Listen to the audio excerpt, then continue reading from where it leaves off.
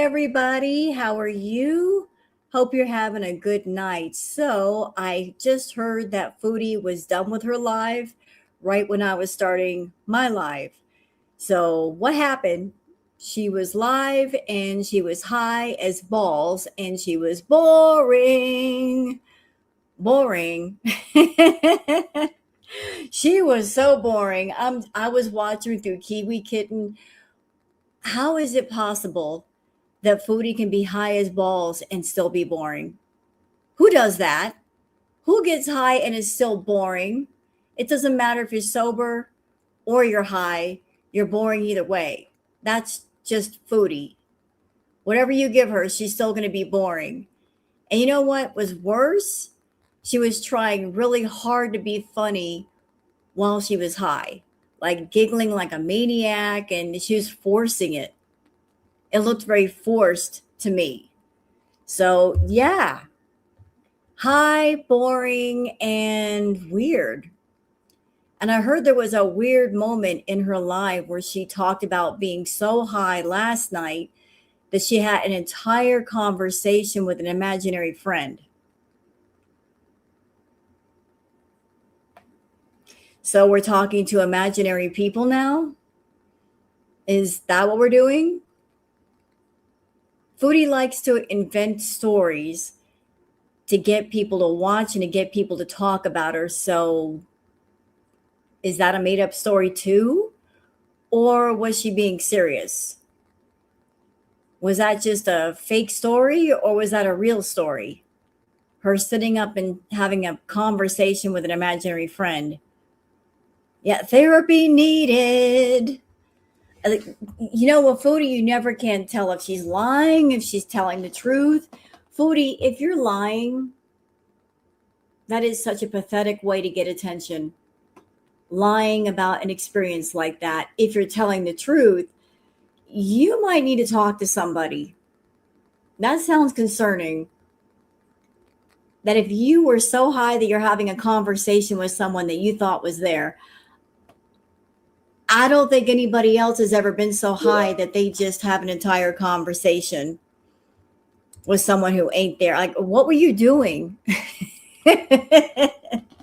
What kind of rugs were you doing that you thought somebody was actually in the room? And you were having a conversation with this imaginary person that you thought was real? What the hell were you doing that you thought somebody was there? She's got something. Oh, and I know this may seem a little bit out of place, but just a little public PSA, and I just found out about this. Apparently, there is a virus being transmitted on all kinds of produce. So the only way to eat it is by cooking it or boiling it. So y'all be careful out there. There's apparently a virus out there that gives you intense diarrhea for days, weeks, months. So y'all be careful. If you like to eat fresh fruit, vegetables, y'all cook it before you eat it. Foodie tonight was eating a whole bunch of produce. She was eating cherries and everything else. And I'm like, of course she would. There's an entire virus out there giving people diarrhea. What is she doing? She's eating produce. So you have at it, Foodie. You have at it. It's a parasite. Yeah, and I've heard that it doesn't wash off. You can sit there and wash the fruit and it won't matter. So the best thing to do is to cook it. If you're going to eat produce right now, just cook it. It's a feisty virus. How does this stuff get on our food? What's going on here that parasites are getting on our food? Hello, no ox. Love your channel. Just wish you would not call people stupid out of their name. It triggers me bad just saying. What? Foodie is stupid though. She is stupid. And she acts stupid. Did you see her live tonight? She was acting very, very stupid. She was high and stupid. I got to call it the way I see it. Foodie is very, very stupid. Incredibly stupid. Coming on camera high, thinking that her just eating snacks on camera is going to get her views is stupid. Really, really dumb. It's just a bad trigger. I apologize for the trigger. I don't know what caused the trigger in you, but I just call her what I see her. She was watching an awareness live. What's new with her? Not much. She just comes on camera anymore to eat. And from what I saw tonight, she is losing viewers. And can we talk about that for a minute, chat? So Rosie getting more and more people in her chat is really picking up speed. A lot of Chantel's Beezers are watching Rosie and remarking on that in her own chat. Chantal tonight, from what I saw of her live, she had 109 people. So the numbers are going down. Where did she start at on Kick? She had 300 people viewing her, which are still not good numbers considering that she had 100+ K channel on YouTube. She should have been able to transfer a lot of those people over to Kick, but she did start out with 300 on Kick, and now she's barely crossing the 100 mark. Yee, Chantal, you fallen off, girl. You fallen off bad, real bad. You might want to hang it up. You might want to take some time away and figure out what you're going to do, because those numbers are just sadness. Sadness. Yeah, I know, Grateful. She only needs a 5, according to her. Well, it's funny how the universe works. If you make a wish, sometimes it comes true. It may take a while, but you get it. Yeah, 80% are reactors. Yeah, but a lot of the reactors, Gucci, are saying, you know what? I'm going to react to Rosie. There's a lot of people reacting to Rosie now. Speaking of which, I would like to do a poll if you don't mind. And I want to make it known I'm not a big fan of Rosie, but just thinking about it, I'm not a big fan of Foodie either. So, hold on a second.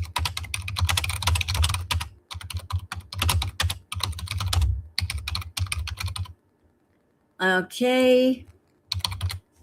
Because I would like your opinions.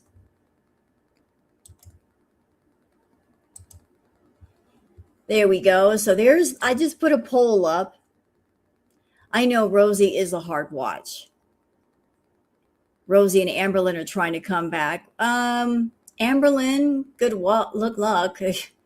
What is Amberlynn got going on? Not much. So I put the poll up and I'm going to leave it running. I'd like your opinions on this. So you guys tell me what you feel. I mean, I'm not going to stop reacting to Foodie. I'm here till the end of the story. But sometimes would you like for me to react to Rosie? Would I post the poll? You can. So here's the question. Would you like for me to react to Rosie sometimes? Put a 1 in the chat for yes and 2 for no.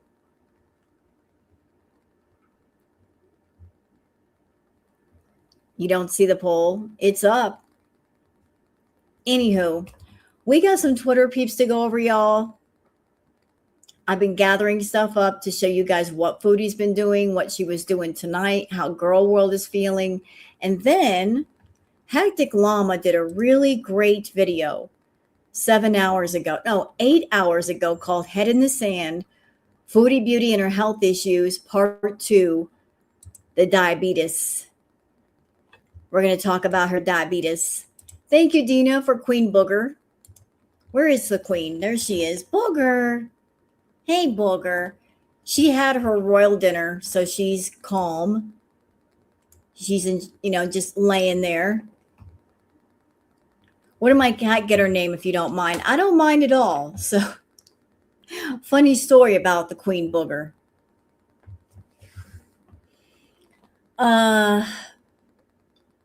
Her original name was supposed to be Patches. But when she was a baby, she was rambunctious. I'd be sitting in my computer chair and have my arm hanging off the side. And she was being a kitten doing kitten things. She would run and jump up on my arm. And kittens have very, very sharp little needle claws. So she would run and jump up on my arm like, oh, you're such a booger, because it would hurt. And I just called her Booger so much that she just came to know that as her name is Booger because she was acting like a booger. So that's how she got her name, Queen Booger. And it was because she was just very playful when she was a baby, when she was Princess Booger versus Queen Booger. So, yeah. What did you miss? Not much. You're right on time, Trauma. So that is how the queen got her name, being a baby and jumping up on her mother with her little claws. And I'm like, ow, you're such a booger. That hurts.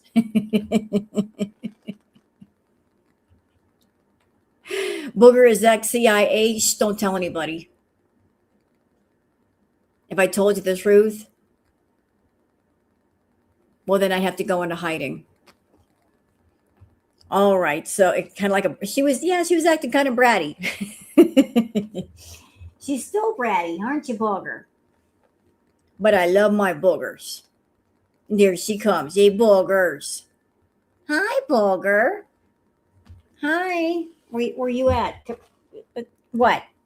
You want to say hello to your adoring fans? Oh my God, you're getting big. Rah, rah, rah.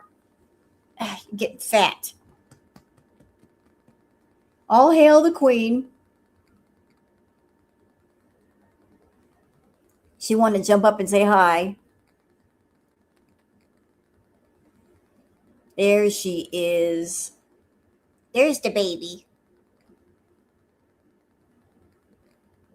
You hear something? You hear something outside? I know it's a bit late, y'all, but I wanted to do a live stream tonight because tomorrow we're supposed to be getting some nasty weather in Albuquerque. There's going to be a bit of a storm. I don't know when it's going to happen, how bad it's going to be, but sometimes it affects the Wi-Fi, sometimes the electricity. The last time we had a storm, it knocked out the power. So I thought I would just do some stuff tonight before the weather gets bad. Booger, get out of the wires, child. Thank you.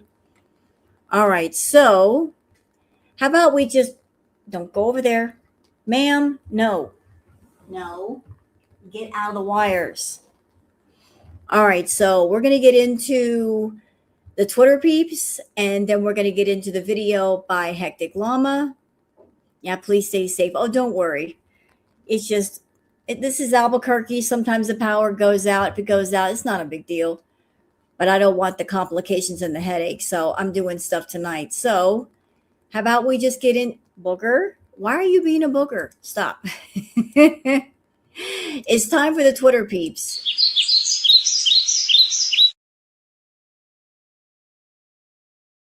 Okay, it's time for why do you keep going over there, ma'am? You know what? I know what you need. Come here. Come here.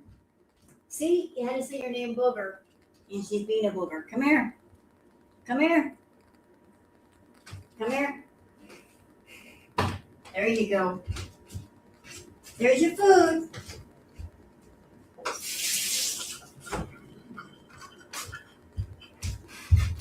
She's going to be hiding underneath the covers tomorrow when the rain starts. So she can wander around tonight. Ryder is in love with Nikki T. I saw that. Booger? Wires? No. Okay. So we're going to get into the Twitter peeps. Let me just make sure I am where I need to be. And I am. Okay. So we're going to share the screen. Booger. Why do you keep going over there? Get out of there, child. Okay. So for those of you that are on Twitter and you want to follow me on Twitter, it's Wild Girl Sarah. For those of you not on Twitter, that's why I do the peeps.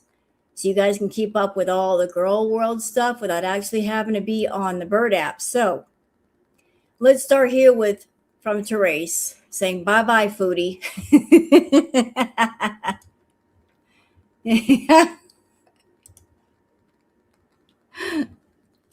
And that is how girl world is feeling about Foodie right now. That's perfect. That's pretty much how we're all feeling about Foodie. We're ready to shut the door on her. Like, you can go now. You can go. Don't let the door hit you in the ass. Goodbye. That's perfect, isn't it, Megan? That's a perfect meme. Like, just there's no need to say anything else. Just go. Just go. It's all right. We don't need an ending speech. Just go. It's okay. Lori says, Foodie Beauty, she finally logged off. Thanks for reading, Girl World. You guys have more to look forward to than looking at old Halloween pictures of yourselves. Not many chats to send you off this time. Here's some of the super chats. So Dill says, Chantal, you have your fists, and we all saw you kick. You can whoop ass if need be. I think, nah, she can't. Lilu says, dang, your one eye is really going to the side.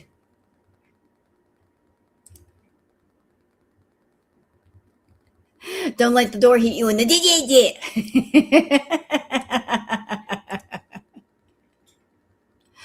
But that was peak content tonight, y'all. Chantal was looking at old pictures of herself. Booger, we're gonna have to have a conversation about you going to the wires. Come here. Come here. Do you want me to go to bed? I'm not going to bed. Come here. There you go. You want me to hold you? Is that what you want? Okay. Lori says, Foodie Beauty, I've been putting diaper rash cream on my cheeks, by the way. Does it look a little less red? So, yeah, that was another weird moment. She told people that she put diaper rash cream on her face so it wouldn't look so red. You want to get down? Okay, there you go. She hears something. So we're putting diaper rash cream on our face, rather than wash your doggone face, and while you're at it, clean your CPAP mask so that it ain't full of filth, which might be the reason why you're getting the rash on your face. You're putting cream on your face, but you're not cleaning your face and you're not cleaning your mask, which is part of the problem. You're putting a dirty mask on your skin and your skin's like, man, this sucks. And they're letting you know it sucks. Lori says, Foodie Beauty is called being high AF. So y'all want to see what you look like tonight? There you go. There it is. Lilu says, what's wrong with your eyes? You keep rubbing them. Oh, you sweet summer child. You can't tell when Foodie's high? Maybe you're new. Maybe you weren't back around during the day of Crackhead Olympics when she would come on camera like this all the time. When she comes on camera hamburger-eyed, red-eyed, that means she's been smoking. She was smoking tonight. Somebody asked her, how much did you smoke? And she said, 1 green stick. Bullshit. You smoke more than that. I don't know why you can't be honest. But according to her, she smoked 1 green stick. Sure. After smoking multiple ones, we're just going to smoke one and get high. Sure. Alrighty then. Okay, so Lori says, Foodie Beauty, quote, I don't want to poo right now. I just got comfortable. Oh, so we're going to try to hold it in? How does that usually work out for you when you try to hold it in? So you got to go to the bathroom, or rather get your butt up and go to the bathroom. You're just going to lay on the couch and maybe something's going to happen. Well, I guess that couch is going to be another color. Not a very nice one. But you go ahead, Foodie. Lori says, Foodie Beauty, just what she needs, another salt Latin chicken stick. So this was the peak entertainment of the live, y'all. Thank you, Dave. This is what people were watching tonight. She turned on the camera. She was high. And she ate some snack foods. A lot of them. Cherries, the Slim Jim things, all that. Basically, she turns on her camera anymore just to eat.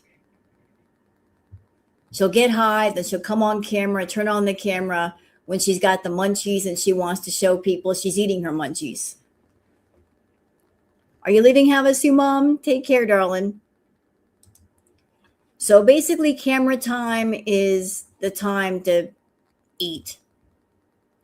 Fondue Spiteful Beach is 114 in chat.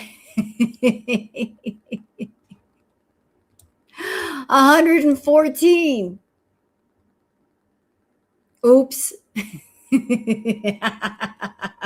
Look at the number. 114.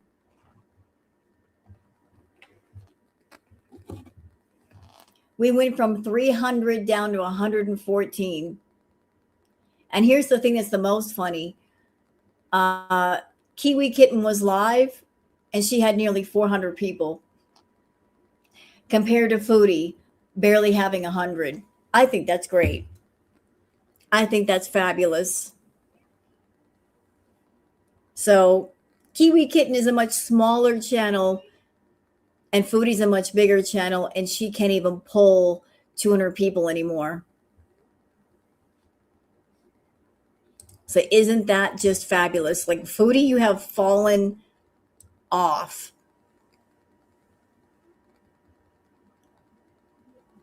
Lori says, Foodie Beauty, good luck with that, Pot Noodle. Pot Noodle says, you should get your YouTube channel going again. You don't have to eat on camera. For once, listen to someone else stick with Ozempic. It's this time next year, you'll be half the size and get your mobility back. They're saying all this to a food addict. Telling a food addict not to eat food. Good luck with that. I mean, she's got a serious food addiction and she makes money eating food. So she is motivated by money to keep going, as well as the addiction issues in her head. So just telling her to just get her YouTube channel going again and she doesn't have to use food to eat. Good luck with that. Good luck. Like, she's not going to listen. Lori says, Foodie Beauty, uh-oh.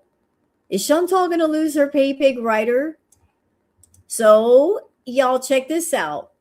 Rider on the Storm, one of Chantal's big money supporters, says, I become totally addicted to Nikki T, or whatever the screen name. I have a crush on her. That accent is hot. She's Australian and she's a babe. Uh-oh. Uh-oh, Foodie. So Ryder likes Nikki T. Does that mean the money might be going that way at some point? Ryder may not be in your chat as much. Maybe they found somewhere else to go. Huh.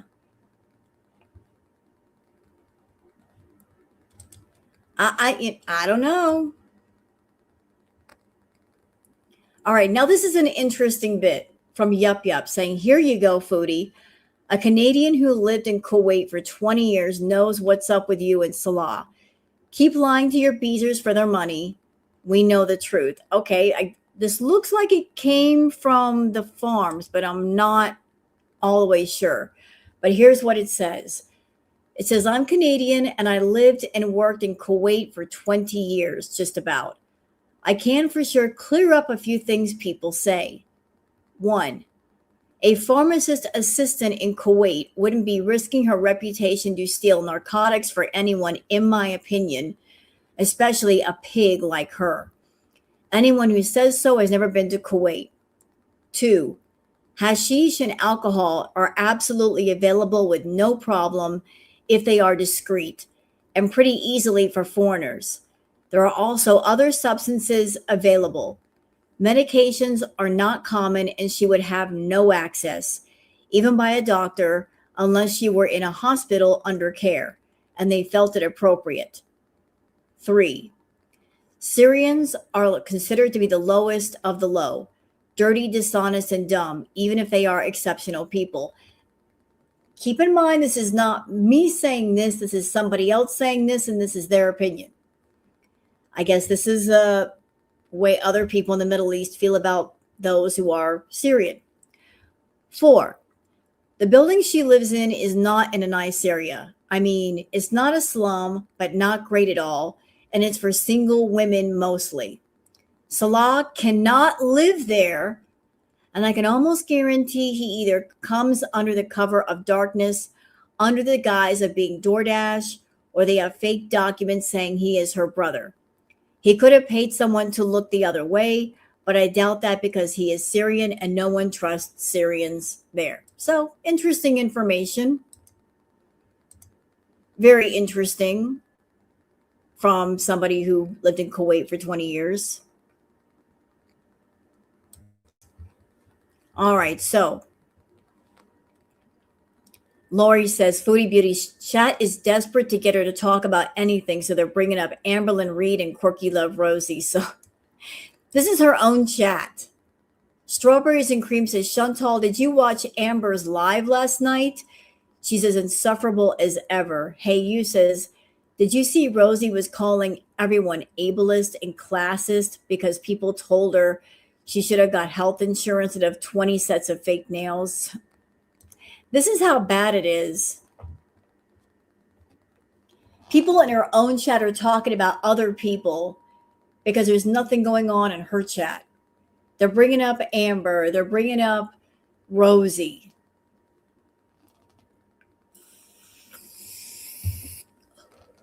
Like the word is spreading because, you know, the Beezers, they float. They float to the reaction channels. They're floating over to clip channels. That they're everywhere. And they're getting bored with Chantal. So they're like, well, what else can we watch? And you know what? Chantal is not helping herself by taking so many breaks. Hey, kitten. How are you, kitten? Hope you're feeling good.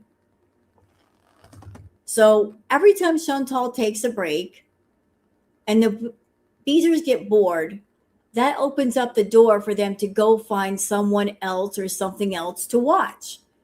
It could be someone in Girl World. It could be a clip channel. It could be a reaction channel. It could be Amber. It could be Quirky Love Rosie.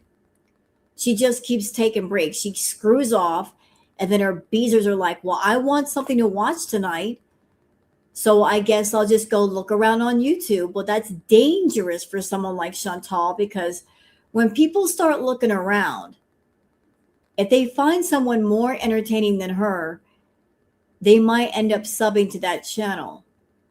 They might be more entertained. And they might look at Chantal's content and go, you know, it's boring. I think I'll watch that a little less. Yeah, I think I'll stay over here because I can stay awake here. I'm falling asleep over there. So, yeah, keep taking breaks, Chantal. I support this way of thinking and this way of being. Keep taking breaks. Keep being boring. Keep that up because you're killing off your own channels. So I support this. We should all support this, y'all. Let's encourage Foodie to keep going the way she's going. Let's just do that. You know, she's going to arrive at a point where she's got maybe 5 people in her chat. I want to see the day where she opens up her chat and there are 5 people there. And then she freaks out. And she's like, where's everybody at? She sits there and she sits there and she sits there thinking, oh, it's just because I just started the live. And then 10 minutes go by. And 15 minutes, still 5 people. I want to see that day. Let's manifest that day, y'all. That one day she opens up her Kick chat and her YouTube chat. Ain't nobody there. And she's looking around on YouTube and the reactors are not reacting to her. Let's support this behavior. Okay. I think it's a good thing. We should support that and encourage that. Lori says, Foodie Beauty is live on Kick. Girl World. I guess she realized how poor she was going to be. Recap incoming. Yep. So she started with 130 people. And by the end, she had maybe 100. Yeah, crickets. Foodie. Foodie. Look at my life, Foodie. Look at it. Look how many people are watching. 235. I have 235 people here. You had 130. Embarrassing. Embarrassing. Embarrassing. How did this happen, Foodie?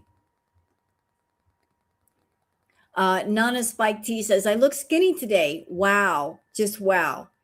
Ma'am, nothing about you says skinny. Honestly, her delusion is on a whole different level. I'm convinced she loves to be humiliated and laughed at. I mean, she's got nothing to offer this world. Halloweenie's fugitive Badusi says she really thinks that it's cute to have eaten yourself to being immobile. Let's see. Do you guys want to see me scoot by and laugh?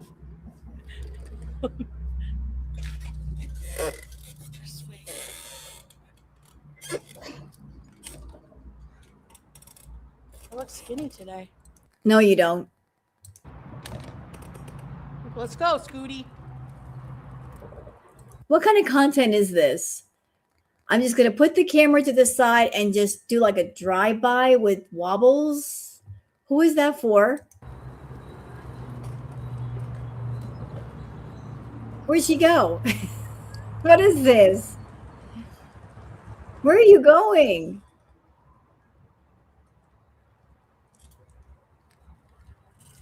I don't understand this. And I got questions. So let me get this straight. Chantal, you can get on camera and film yourself riding around on the scooter. But if somebody films you for 5 seconds also on the scooter, it's a problem. I don't understand.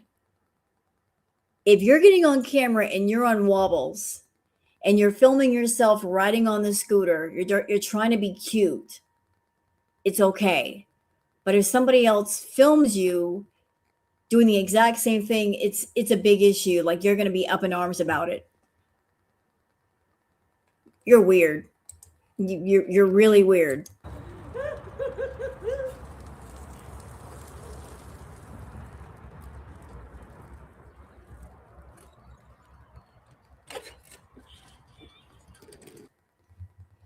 Is it me, or anymore she's trying too hard these days to be cute and quirky? It feels very forced. Like just doing something and you're just accidentally cute. Or like it's a cute moment that was unexpected, unplanned. That's one thing, but she's trying too hard. She's trying way too hard. Like, look at me, I'm cute. No, you're not. You're really, really not. Two-tailed caperer says, Salah, your wife is cheating on you with imaginary men. Imagine being so starved for attention, you have to make up a conversational partner. Most of us abandon the idea of imaginary friends by the first grade, but Chantal is defiant of social norms as always. Kelly says this is not normal, and her beezers are trolling her by saying it is. They are her worst enemies. So yeah, this weird moment happened. Y'all check this out. I was so burnt out. I was so stoned last night. I was so burnt and I had no one around to talk to. So I talked to an imaginary guy named Tom. Can I say something about that? Again, I think she's making up stories for attention. If she had told this story and said, I took some mushrooms, or I dropped some, I'm going to have to say it this way, battery acid. Not actual battery acid, but it's a code word. If I drop some battery acid, or if I took some button mushrooms and she had a conversation with an imaginary friend, I would believe her more, because you can trip balls on battery acid or mushrooms. But on green, nah, I'm not believing that. No, no, no, no. No, no, no, no, no. If she said button mushrooms or battery acid, I'd say, okay, maybe, maybe you did so much battery acid or button mushrooms that you were tripping balls, but I never have I heard of consuming the green and you're seeing imaginary people. I don't believe that. I swear to God. A full on fucking conversation. Like, he would be sitting there, like, all pensive on his desk chair. I know that sounds weird, Zen. I'm using code words here. Not actual battery acid. Nobody should do actual battery acid, but I'm trying to find like a workaround word so that YouTube doesn't get upset. Lucy in the sky with diamonds. That. There you go. Yeah, that sounded awful. I know battery acid sounds awful. Like, what? Doing battery acid? What's the matter with you? I'm trying to find a workaround where YouTube don't get mad at me. Thank you, Leaky Boil Pondu. I appreciate it. And I'll look around. Opioids can cause lucid daydreams. Perhaps. Well, thank you, Debbie. If you're smoking the green and you think you're talking to a person and yet you're having a conversation with the person, you have a serious rug problem, nothing to brag about. Exactly. Hey, radio. Thank you. I think on top of losing her mind, it's possible. She might. Here's the problem with Chantal. If there's a mental decline, like a serious, true mental decline, how are we supposed to know? She lies too much. She plays too much. She makes up too many stories.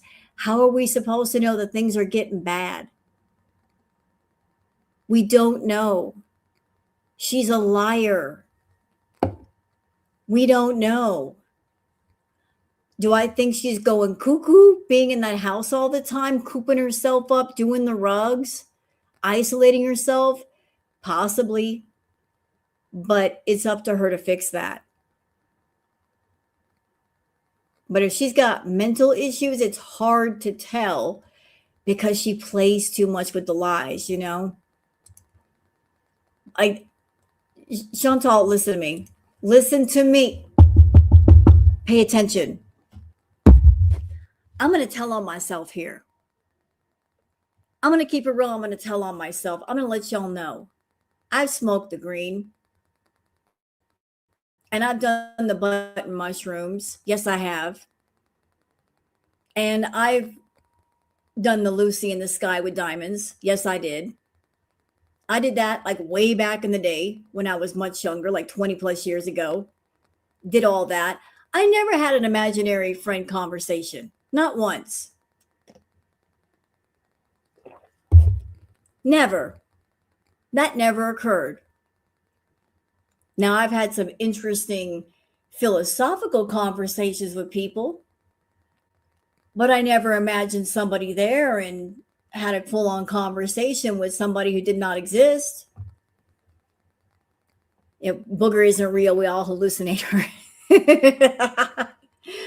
But I'm just letting you know, I've tried some things. And no matter what I did, I didn't imagine somebody being right there and we have a conversation that I come down and go, oh, well, that wasn't real. So I think she's lying. She must be lying unless her mind is going out. I was so burnt out. I was so stoned last night. I was so burnt and I had no one around to talk to. So I like talked to an imaginary guy named Tom. I swear to God. So were you, I have questions. So you were out there with the green, okay, and you had no one to talk to. So were you imagining somebody was there or you just like talk to yourself? He's like, I want to have a conversation, but there's nobody here to talk to, so I'm just going to make somebody up. Was that it? Like, it wasn't like you were imagining somebody was there for real. You were just talking out loud. Okay. I think we all talk to ourselves sometimes. A full-on fucking conversation. Like he would be sitting there like all pensive on his desk chair. No. Oh my God. Wait. She's saying the name Tom, right? Were you talking with Tom from MySpace? Because Tom was everybody's friend back on the MySpace days. That's what I was thinking, radio. I'm like, wait a minute. Tom from MySpace? Tom was your first friend on MySpace. Like, as soon as you made a MySpace profile, he's your friend. Hi.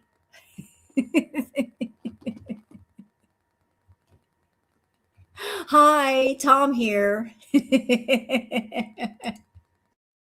She was talking to Tom from MySpace. Like, so tell me, Chantal, do you think that this experience has changed you in any way? And then I would like answer and be like, oh, Tom, 100% Tom, 100% Tom. Like, I'm fucking weird.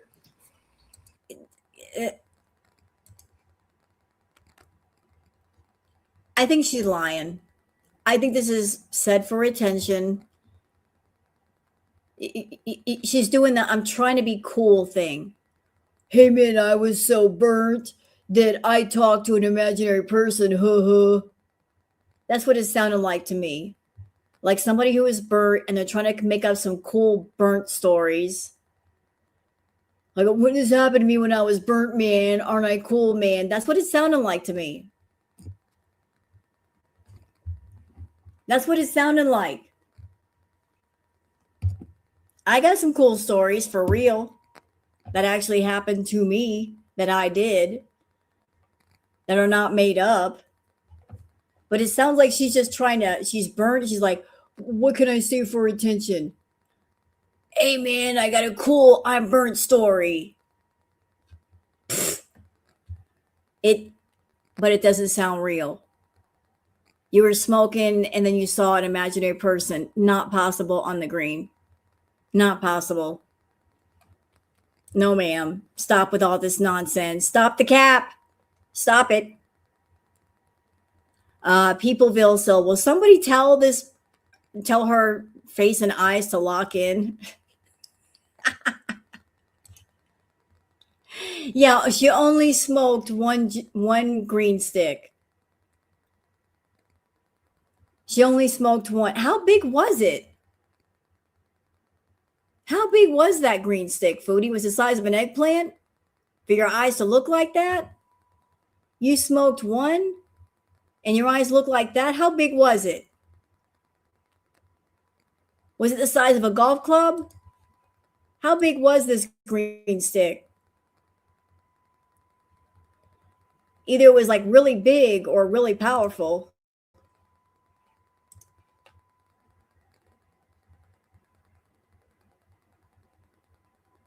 It was Cheech and Chong big.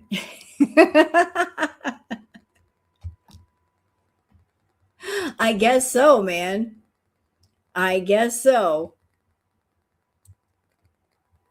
Doc Rummy the Bow says Foodie Beauty once again post, woe is me. I can't stream today on YouTube to stir up maximum drama and then shows up live on Kick. I have more interest in eating lettuce at Taco Bell than clipping this live or at all. Maybe I'll skim it later when she's offline. Not eating the lettuce at Taco Bell. Then what are they going to put in their tacos? Don't do that. All right. Crochet with Ashme says she got high, got bored, and needed attention. So there's the post from her saying possibly going live in half hour or so. Sorry to be vague, but I am that manic. Look at this comment down here. This person says, no hate, but your content has been very boring and repetitive lately. Sure hope your paycheck won't be affected too much. Yep, it is boring. Even her own board beaters are calling her out for being boring. She's like, "What can I do to entertain you? Don't ask, just do."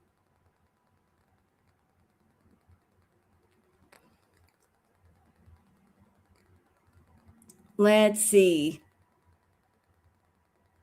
And here's some of the opinions of Girl World about her content. Just Me says, "I just pop on here occasionally to see if she's up to anything different. Can't be bothered with her at all. How can she call herself a content creator when it's the same boring shit day after day?"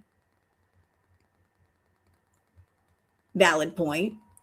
Cutie Pie says she's doing that fart crap all over her nasty face content for the few proud beezers.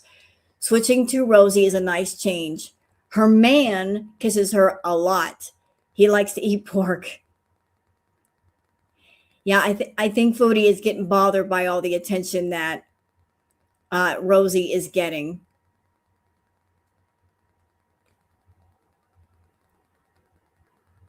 Let's see. Nothing But Love says, "I love looking at my timeline and seeing all of Quirky Love, Rosie, and No Foodie Beauty. I wanted nothing more than to have Chantal lose her channel. The fact that she destroyed it herself may be even better." What did I say? What have y'all heard me say? What's better? What causes more suffering? For Foodie to lose her channel or to still have her channels and nobody's watching? I think it's option two. Let her keep her channels and get to a place where nobody's watching her ass. That way she still has access to them, and no matter what she does, nobody cares. Oh, really? Nice. Yaba has been reacting to Rosie. You know, it makes Cutie crazy. She should be worried. But knowing Chantal, this is what she's thinking. She's like, I can be as boring as I want to be. And at any given time, I can get everybody back. Chantal, remember what happened when you went to the Middle East? That was your thinking then. You thought, I can go to the Middle East and I can be boring, and then I can come back to Canada and hit the ground running and I'll make all kinds of money. Well, guess what? That didn't happen, did it? Because you waited too long. You could have dropped some tea.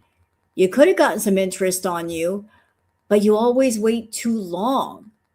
And you assume that you can wait as long as you want and everybody's going to be there. Well, maybe not. A lot of people are getting bored with you. You're getting too sick. You're not doing anything. You're being pathetic and looking for different ways to get attention. It's not working. You're going to find yourself in a place where if you wait longer,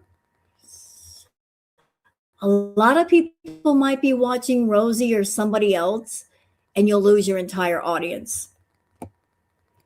And I'll tell y'all something that I've noticed with Girl World. Let me tell y'all the power of Girl World, and I've seen this multiple times. If there's somebody interesting and Girl World finds out about them, if that person has a small channel and Girl World starts reacting to that person, their channel blows up. They go from not monetized to monetized in days. Like they get their numbers. They get their 4,000 watch hours. They get their 500, 1,000 subscribers because of Girl World. Think about that, Chantal. That is how your channel grew so quickly. That's why you made all your money. Because of Girl World. Because of so many people knowing about you, talking about you, and watching you, even through reaction channels. All that attention, there's a power to that. And imagine that power being taken away and put somewhere else on somebody else. It's happening. It's happening now. You may be too stoned to notice, but it's happening. Whoever Girl World starts reacting to, their channel's going to blow up. I've seen it so many times. When you get different reaction channels reacting to the same person, then word gets around on Twitter. Word gets around on YouTube, hey, there's this person that's really interesting. And if you're being a boring bitch, then the people that react, you'd be like, you know what? Let me just try something new here. And then you'd be like, where'd everybody go? Like then your time will completely be up.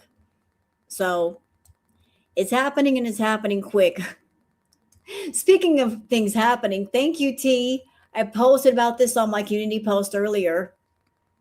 T says, for those who still think Foodie Beauty is not canceled, the numbers don't lie. Look at this. Just look at it, Foodie. Look at it. So channel 1, for those that don't know, like which one is which, channel 1 is her Kick channel. Channel 1 is her channel on Kick. Average live viewers, 200 people. Percentage of subs watching, 3.13. Compared to channel 2, which is YouTube, 111,000 people. Average live viewers, 400. Percentage of subs watching, 0.36. That's what those numbers mean. Channel 1 is her Kick channel. Channel 2 is her YouTube channel. That's why I put that on the community post, to show y'all that she has fallen off badly. And it's just getting worse. Tonight, she had 109 people in her chat. She should have a lot more. Look at me. I'm going live. I got 263 people. Foodie. How could I have more than you? What's going on with that? You fell off. You fell off bad. You fell off. And I love that the most for her. She could revive it if she was herself. True, but she's still stuck in this fantasy delusion of, I am a Muslim woman and I'm married to Salah and blah, blah, blah. She's got to stop the cap. She wants that money. She got to stop the cap completely. It's just got to happen. So where are we going now, chat?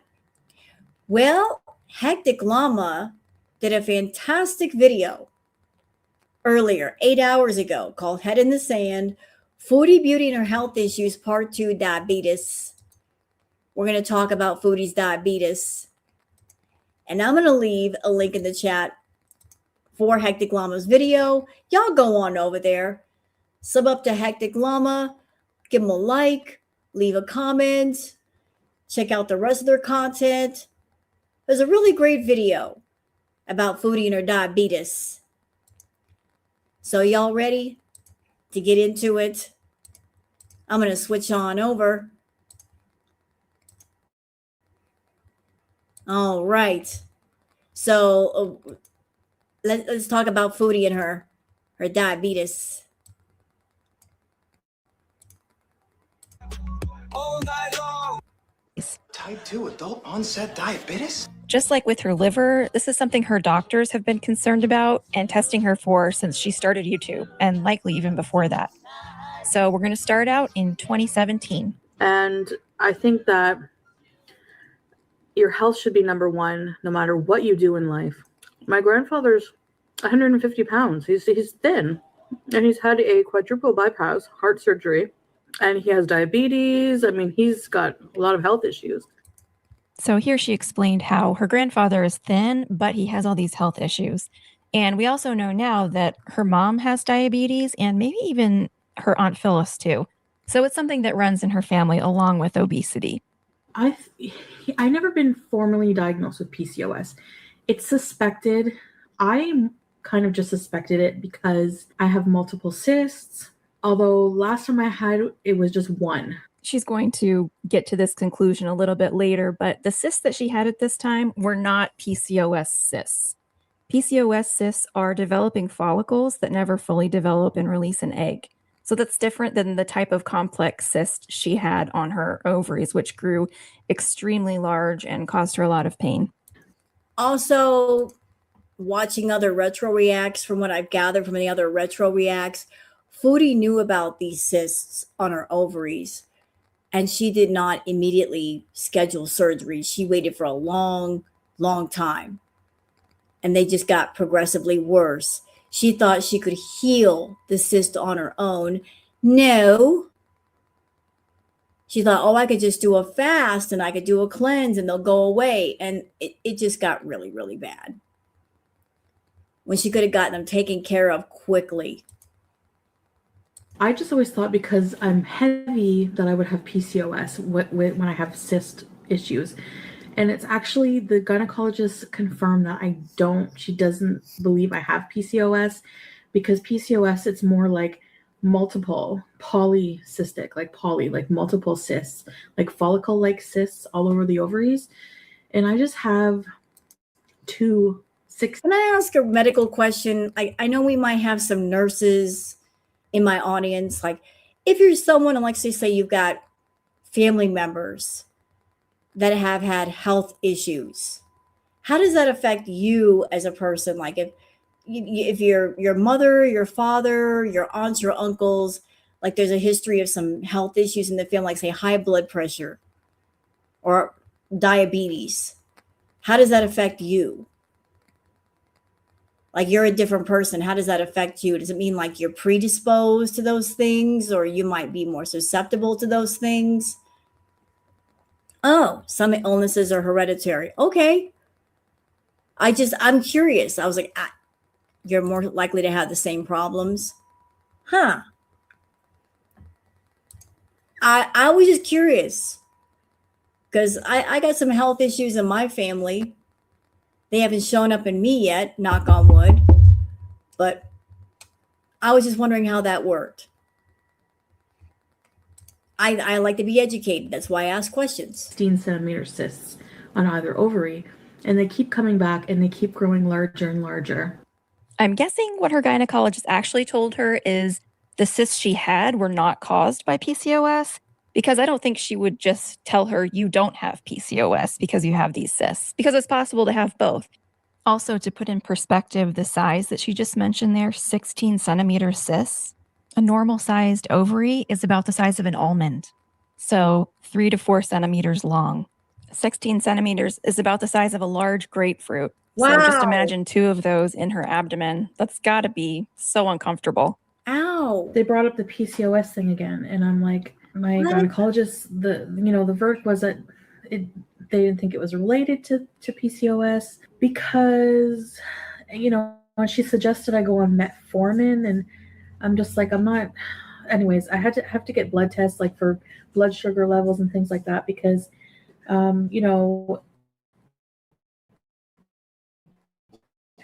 if you have hormonal problems or insulin resistance, that's what PCOS is. Causes hormonal imbalance with the insulin resistance, which is like, pre-diabetic. This is why I included her talking about PCOS in this video that's about diabetes. It's because PCOS for a lot of people includes insulin resistance. And if you're diagnosed with PCOS, you're much more likely to eventually develop diabetes in the future if you don't watch your diet and watch your weight.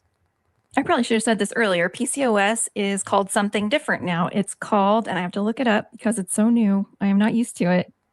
It's called PMOS, Polyendocrine Metabolic Ovarian Syndrome. And they changed the name to reflect the fact that not everyone who has PCOS has multiple cysts on their ovaries. Not everyone has those follicles. To be completely transparent, I have PCOS, or PMOS. Ooh. I was diagnosed back when my husband and I were first trying to have our first child, and we had some fertility issues. I do have the multiple cysts on my ovaries. Every time I have a sonogram, the tech says, have you ever been told you might have PCOS? Because I really have the classic presentation there. But I don't have insulin resistance. That's not something that I've ever tested positive for, thankfully. PCOS, or PMOS now, is one of those syndromes that includes a lot of different symptoms, and everyone who has it will have slightly different presentations of those, but they're all included under the same diagnosis umbrella. Now, I don't have other symptoms of PCOS that, I don't have polycystic ovaries. I don't have little cysts all over my ovaries. I have 2 large cysts. And I don't have facial hair. Another characteristic is a lot of facial hair. I don't have like my periods. Usually you don't get your period if you have PCOS or you have severe period problems. Mine have been regular for the longest time. It was hard to let her go on there because she was saying so many wrong things. I mean, obviously, I'm not her doctor. I'm not anyone's doctor, but to me, I think she does have symptoms of PCOS. You don't. But the thing is, I just want to add this in real quick. Like she's claiming here that she doesn't have facial hair. She got the surgery, the hysterectomy. She should have been on HRTs, hormone replacement therapy. And didn't recently she say that her the hormone in her system, that she's got too much of a certain hormone in her system, that it's too, I'm looking for the right word, damn it. She should have more kind of an estrogen type hormone balance in her system, and she doesn't. And that might be why she might be getting the facial hair. Like, can women make testosterone? Isn't that like that's present in male bodies, but can women do it too? That's why I didn't want to say that. I didn't want to be wrong about it. But can a woman produce testosterone?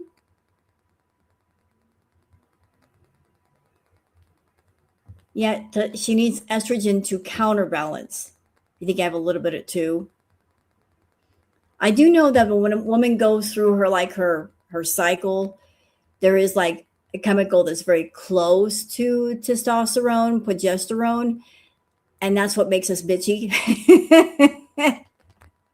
We get in the mood and that's when we want chocolate. And we want the chocolate because there's something in chocolate that mimics estrogen. That's why we want that doggone chocolate, not just because it's sweet and tastes good. There's a chemical in chocolate that mimics estrogen.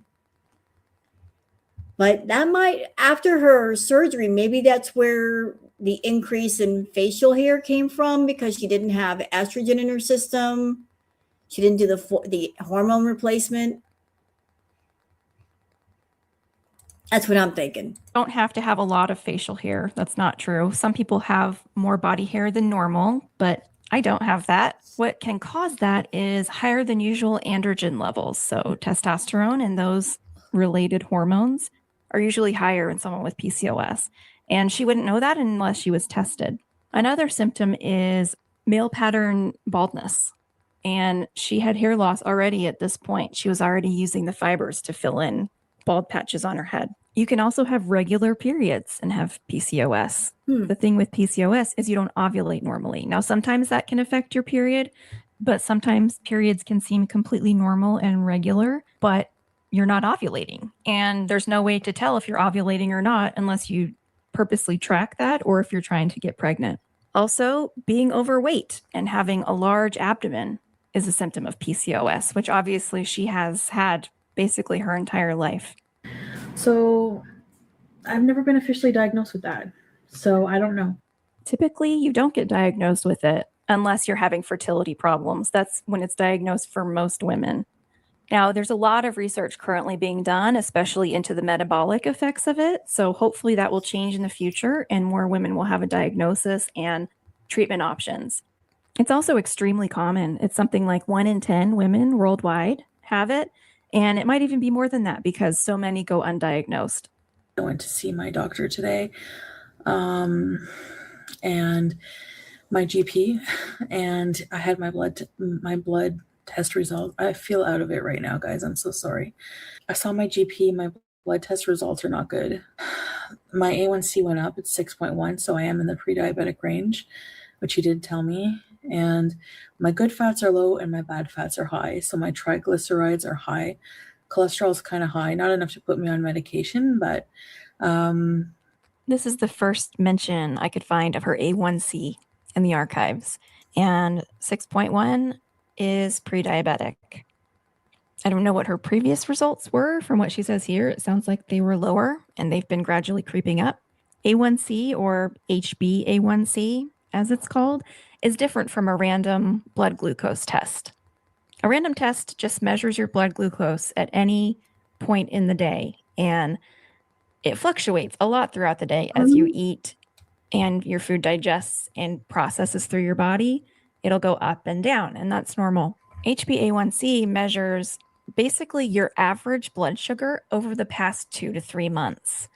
And they can do this because glucose, or sugar, in your bloodstream attaches to your red blood cells, hemoglobin, which is the protein in red blood cells that carry oxygen. And those cells live for about 3 months. So when they measure the glucose attached to your hemoglobin, they know that it's been there for up to 3 months. I asked him if there's, as a doctor, as my physician, if he has any, based on my blood test results, what type of diet I should eat. And I was actually surprised for him to say, well, he just basically said whole foods. Just eat whole foods. She doesn't elaborate. I wonder why she was surprised by that, because eat a balanced diet of whole foods sounds like something every doctor I've ever had has told me. I said, should I watch fruit intake because of my sugar? He said, no, fruit is fine. He said to stay away from like fatty, fried food, stuff like that. So that's Okay, hold on. I'm curious about something. So if she was pre-diabetic, wouldn't the doctor say be careful with the fruits? Because a lot of fruits have a lot of sugar. If someone is pre-diabetic, wouldn't the doctor say just be careful with the fruits because there's a lot of sugar in certain fruits? I would think so. If you're pre-diabetic, that maybe would encourage fruits, just be mindful of the sugar content. That's it. I'm, morbidly obese. I'm borderline diabetic, and I've been, I binge all the time. I did lose a lot of subscribers when I went back to mukbangs. A lot of people don't want to see me doing healthy mukbangs. And yes, I agree that they are ludicrous for somebody in my situation with and who's obese and pre-diabetic. I do agree with that. So I definitely can say I'm done with the unhealthy mukbangs. That's just not going to happen anymore. Yeah. Can you imagine if she actually had stopped then? She'd be in a whole different place. Wow. So the first thing I got to do is go to Bulk Barn and get some Medjool dates. They're full of vitamins, minerals, and they have a lot of fiber. They're kind of like prunes in that way. For context here, she was grocery shopping to do a new cleanse. A plant-based cleanse. That's hard to say. Plant-based cleanse. Where did she get the idea for this cleanse, you might ask? Well, from the very scientifically rigorous source, the medical medium. Now, previous to this, like in the previous week, she had seen a weight loss doctor for the first time, and he had given her an eating plan. I hear what y'all are saying in the chat. I see it. Dates are bad. Dates are sugar. Dates are full of sugar. I agree. But we're talking about someone who is a carb addict. She loves her carbs. She likes her rice, her bread. Carbs turn into sugar. So she is going to steer clear of anything like healthy that's not sweet. And even when it comes to fruits, go for the sweetest ones. So like with her saying, I'm going to eat something healthy. I want dates. Are you eating them because they're healthy or because they're really, really sweet? I think it's because they're really, really sweet. You are going for that sweetness. Just because it's not a bowl of ice cream doesn't mean it doesn't contain sugar. She was going for the sugar, the sweetness. A few days later, she had come on and explained to us that she was not going to do that eating plan. So this cleanse was her solution. This was her next step. So again, they are high in sugar. but they're high in fructose, which I read that fructose actually doesn't require insulin to get absorbed into your cells. I had no idea if this was true or not. It sounds far-fetched, right? It sounds like a woo-woo thing that she found, but it's actually true. Fructose does not require insulin to enter your cells or be broken down. It goes directly to your liver. But here's the kicker. Once it's in your liver, it's converted either to fat or to glucose. And that glucose enters your bloodstream and requires insulin to be absorbed by the cells. So through an indirect pathway, it can spike your blood sugar. So diabetics do need to watch their intake of fructose through fruits. I'm just going to give it a try and see, and I'm going to have the doctor do blood tests for my A1C in 2 to 3 months to see if my A1C has dropped. She was already supposed to get her A1C tested in 2 to 3 months, regardless of this cleanse or anything else she did, because like we talked about before, that's how you're diagnosed And pre-diabetic. Manic, I do agree with you. I don't think she understands that carbs turn into sugar. A lot of things turn into sugar, like alcohol. Foodie, are you drinking? You drinking alcohol? What do you think alcohol turns into the blood? Sugar. So if you're drinking, and I saw you tonight, you were drinking those doggone drinks. Okay? I saw you. You were drinking those drinks. You like those drinks. Sugar. You got to watch your solids and your liquids, ma'am. Or diabetic is by having 2 A1C measurements 2 to 3 months apart. Anyway, we will never know if the cleanse would have worked or not because she quit immediately. I woke up today starving and I was cold. And so I was cold and hungry. I get up, come to the table, look at all this unripe fruit, and I almost wanted to cry. So I ordered some Greek food. And that's the food addict in her. So she said, I woke up and I was starving. I was hungry. Okay. Anybody that's have a moment where you're starving, you'll eat anything. You'll eat somebody's shoes if that's all you can manage. Like, I'm so hungry, I don't care. I'll eat your shoes if that'll fill up my belly. So if you're starving, then you'll eat that fruit. But the food addiction does not want the fruit. Fruit, vegetables, healthy foods, will they fill up your stomach? Yes, but they will not satiate the addiction cravings. The addiction cravings want what they want. And since she's a carb addict, she wants carbs. So it's not about food. It's about a particular type of food that can give her that full, satiated feeling. And I'm going to share something. This is not about me, but I'm going to share something. When I was going through my food addiction, I actually kind of got addicted to my stomach being full.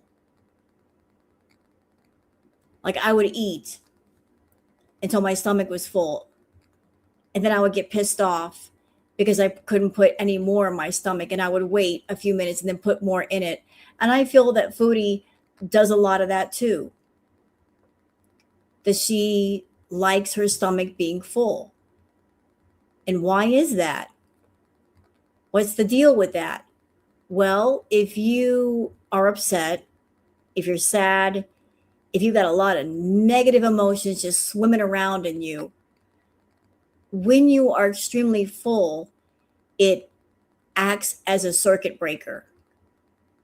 Like, if you're really full, it stops you from feeling sad or upset. It just puts your mind somewhere else. So I think that she wants to feel full for a long time. Fresh fruit, vegetables, meat, they don't stay in your stomach as long. Things like carbs, bread, pasta, you eat that stuff, it's going to sit like a rock inside your stomach for quite a while.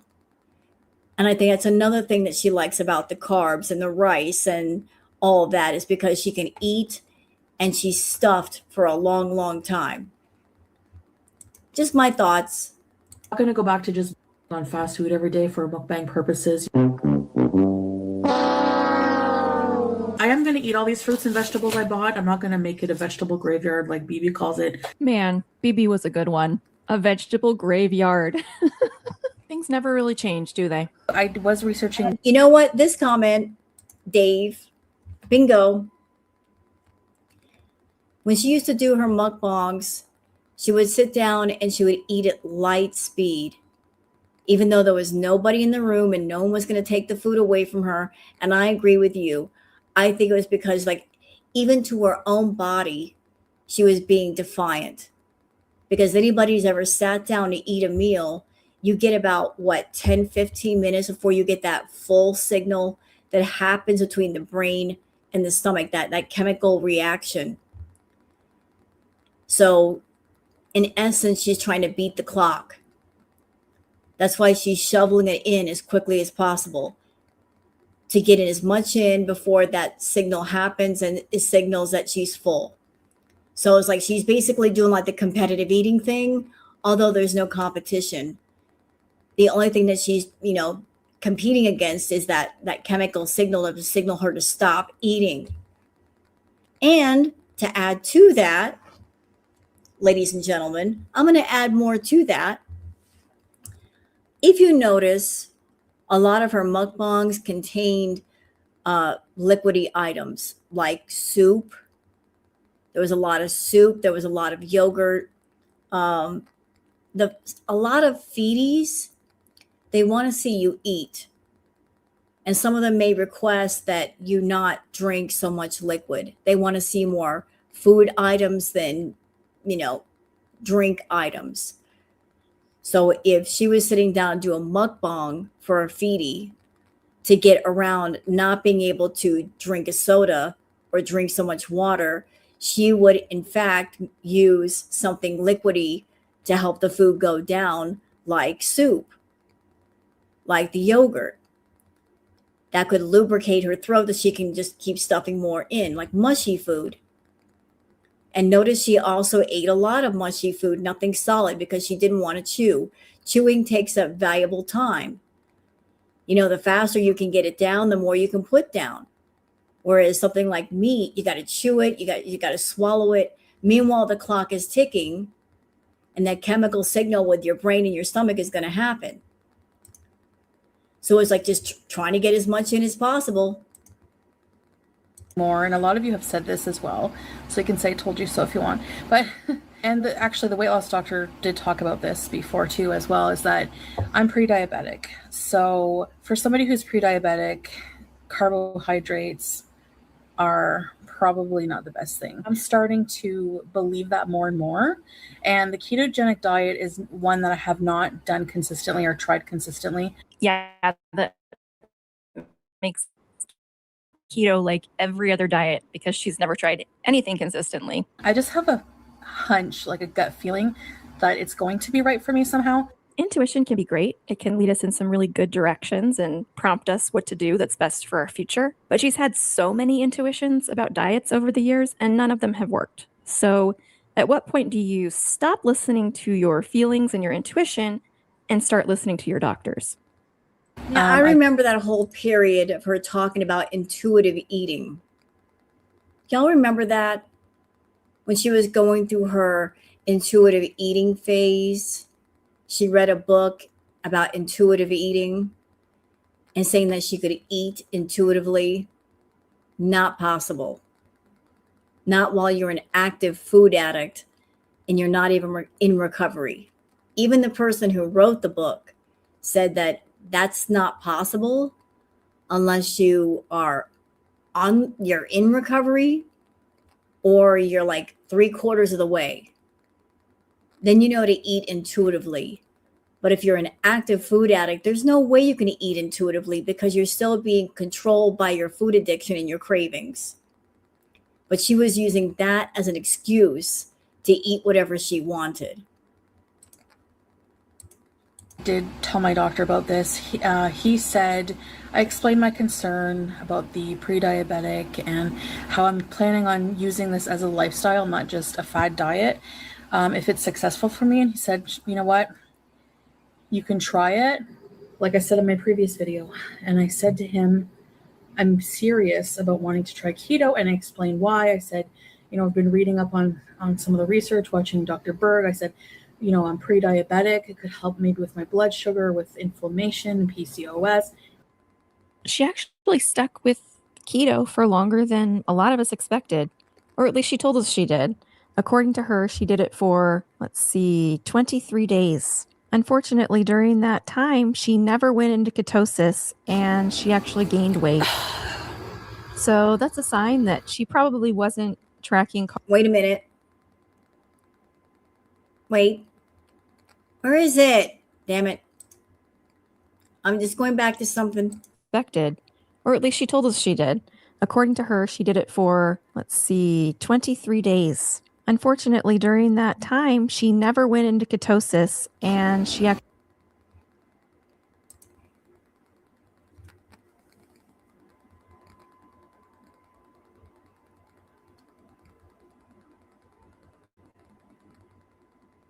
That was her weight then.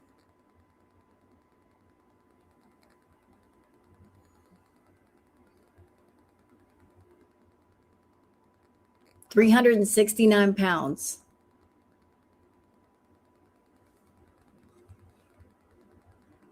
And you see the way she looks here in these older clips versus now. So she was almost 400 pounds then. Actually gained weight.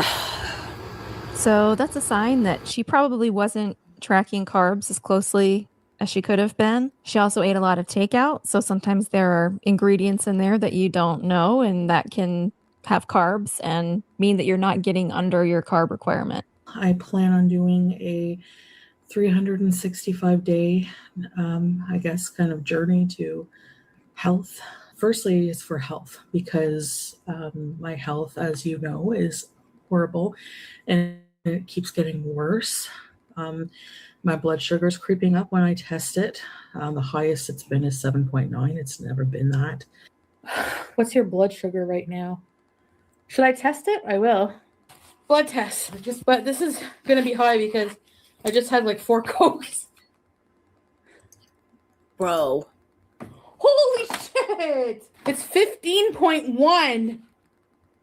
There's like an arrow. I've never seen the arrow before. Good Lord, her face.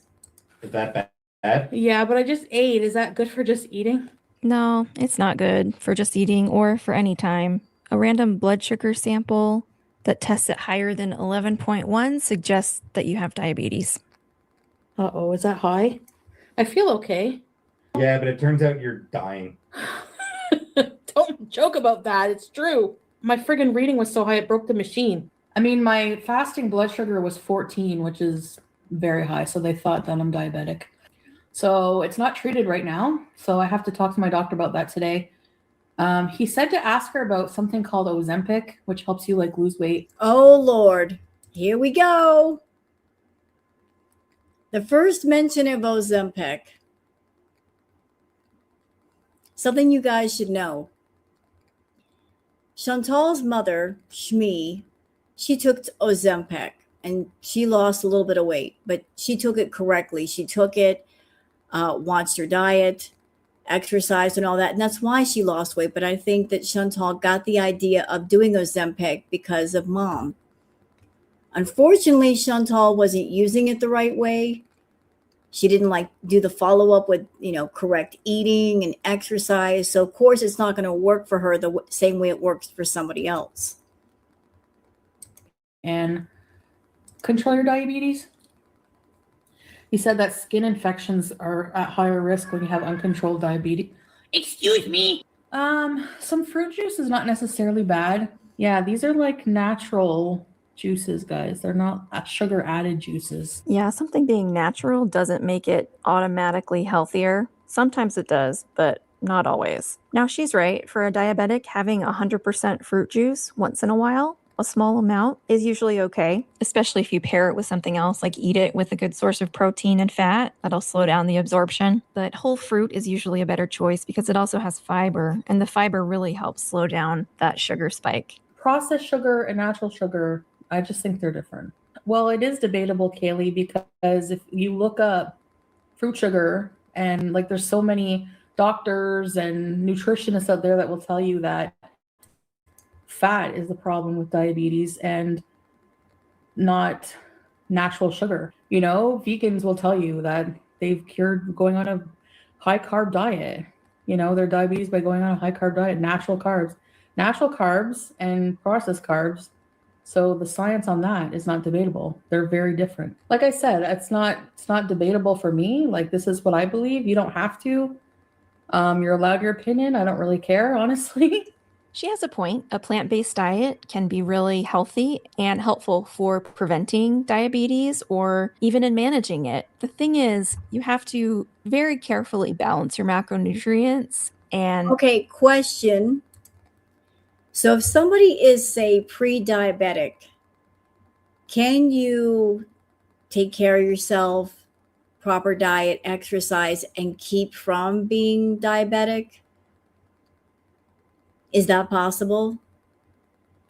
That if you go to the doctor and say, well, you look like you're pre-diabetic, can you kind of reverse things to where you are not diabetic? Versus somebody, they have diabetes. You can't reverse that. So you can reverse pre-diabetes, but if you are a diabetic, there's no reversing that.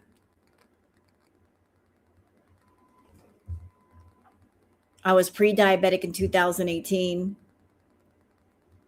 Okay, so Splin is saying you can reverse diabetes. Can you? Is it possible to reverse diabetes? Because Chantal says that she cured hers, but that never happened.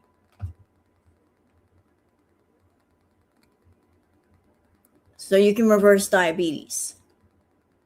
I think you can reverse type 2. Type 2 you can reverse with a healthy diet. Okay. You can lower the carbs. Losing weight and eating right, you can take off the meds. Yeah, I've heard of that happening. I've heard of people doing that, but it takes some work. You may be able, remission is not reversal. Okay. So yeah, that's why I'm glad you guys are here, because I'm learning stuff. still track your carbs and make sure you're having enough fiber along with the high carb foods and enough plant-based protein. Now, do we think Foodie is capable or likely to do that? As her chat had just said, that's debatable. So I talked to my doctor yesterday over the phone, Monday, and she's very concerned about my diabetes, my blood sugar.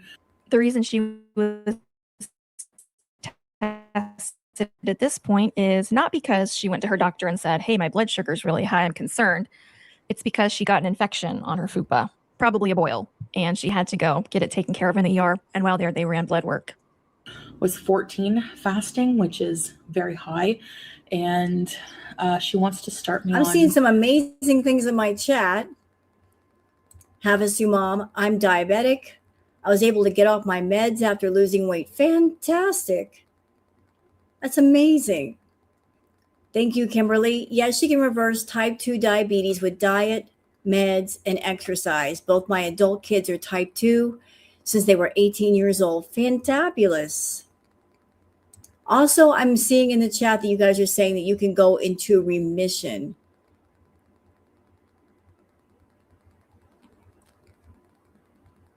So I'm learning a lot by reading the chat right now. Dina, after I lost 235 pounds, I reversed sleep apnea, kidney disease. Wow. Very nice. Very, very nice. Ozempic, which is supposed to help with appetite, with weight loss, and with blood sugar regulation. So I'm going to be seeing her about getting my diabetes under control. When I was at the hospital, they tested my blood sugar. It was like 17. That's like the highest it's been. And then I just tested it now. It's 9. It went down to 9, which is really good for me. It should ideally be not over 7, but I'll take 9. That's for sure. 9 is definitely better than 17, yes. But when we look at this infographic, you can see it's not ideal. She's still in hyperglycemia, especially for fasting. Yeah, I'm hungry.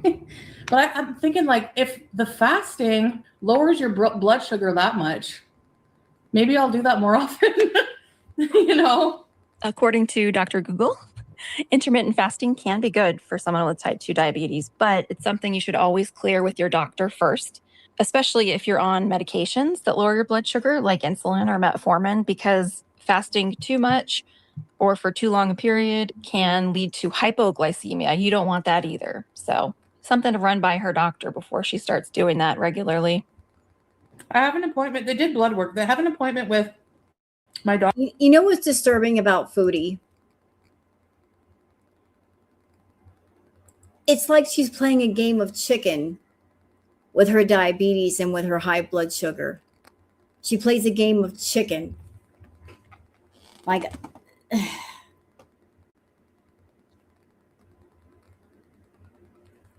instead of taking things seriously, let's play a game of chicken. Like, how high is too high? Like, how much fast food can I eat before it reaches my blood sugar is a certain level? If the blood sugar comes back down, she takes that as, oh, my blood sugar is a 9. That means I can eat fast food because it's not high today. And then she chases it back up again.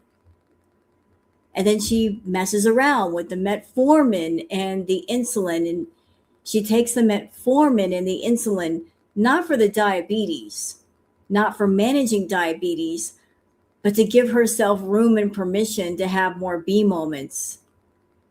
In my opinion, she abuses her medications. She abuses her insulin. She uses them as a way to do the Foodie content so she can do it and not end up in a coma. Yeah, it's an addict's game. Thank you. Thank you. That's she's thinking in the addict brain by doing that. Like, how much can I do before it's too much? How can I back off just enough so I can do more? It's terrible. Absolutely terrible. Doctor in person on Tuesday about managing the diabetes and all that stuff. So I'm going to talk to her about that. If you think of most diseases, they're all excesses, like diabetes, excess sugar. There's another one that's like excess proteins. I can't remember which it is though. Cancer, like extra cells or whatever, bad cells. But so I think like trying to, you know what I mean? I don't even know what I'm talking about. What was I saying? I have no idea.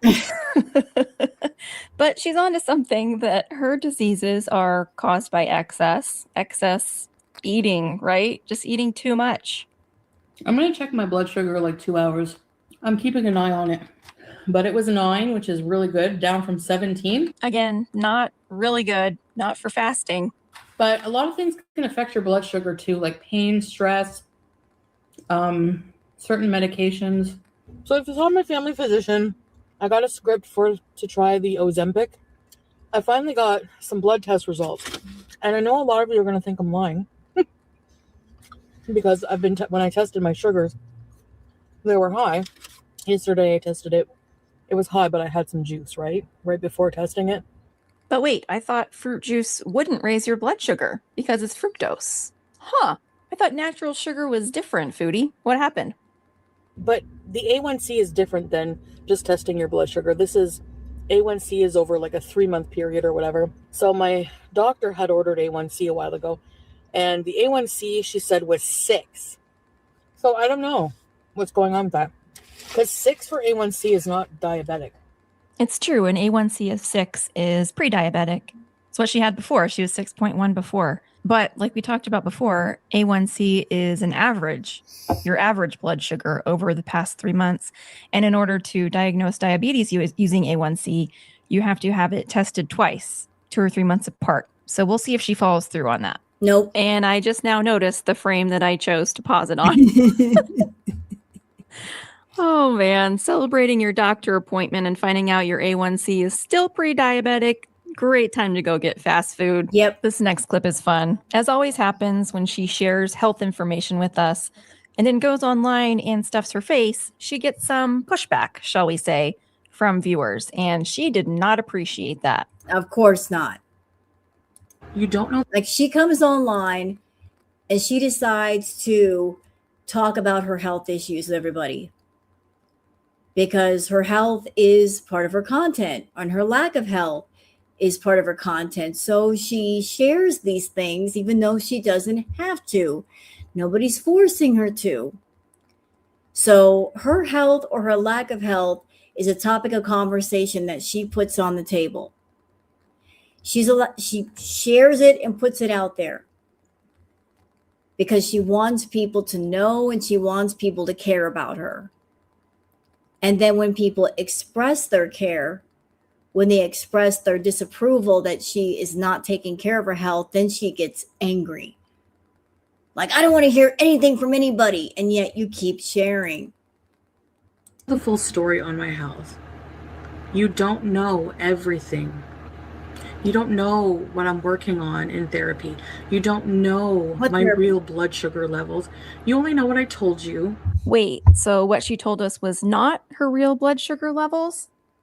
Interesting. And I know a lot of you are going to think I'm lying. And the A1C, she said, was 6. If we didn't have a good reason to think she was lying then, we do now. And I shouldn't have opened that can of worms. Oh, Lord, how I wish I didn't. It's my life. Let me live it. Again, if you're so bothered, then just leave. I love making videos. For people who like to watch them, not for people who obsess over everything I do and hate me for it, for what I put in my mouth. I don't hate Foodie. I really don't. My feelings about her do not go that deep. But it's odd that she thinks that people who hate her are the ones who are going to tell her you're doing stuff that's bad for your health. In reality, people who love her should say that. People who hate her would tell her to keep on doing exactly what she's doing because it's going to lead to an early death. Yep. Or for not dieting the way they think I should be. They say if you know an addict, someone who's got an addiction for something, if you're fighting with them, it's probably because you're telling them something that might save their life. Like you're opposing what they're doing and you're saying so, and they're probably fighting with you. But if they're cool with you, it might be because you're enabling them in some way, like say with silence. And there's a lot of her beezers that are enabling her with silence. And just going, yeah, go ahead, eat that food, Foodie, eat it. When's your next meal? They go in there talking about food, versus other people that care about her saying, maybe you shouldn't be eating that food. Maybe that's not the best choice. For eating. Were they threats or were they people pointing out that what she's doing is going to inevitably lead to that conclusion? I've had nasty comments over because I eat too many carbs. I could tell you where to shove your carbs, but you won't like it. I don't care if you want to unsubscribe. I'm not going to stop living how I want to live just because you disapprove of it. I'm not doing anything wrong. I'm not murdering anybody. I'm not doing anything morally wrong. Yeah, I've talked about my blood sugar levels, but you know what?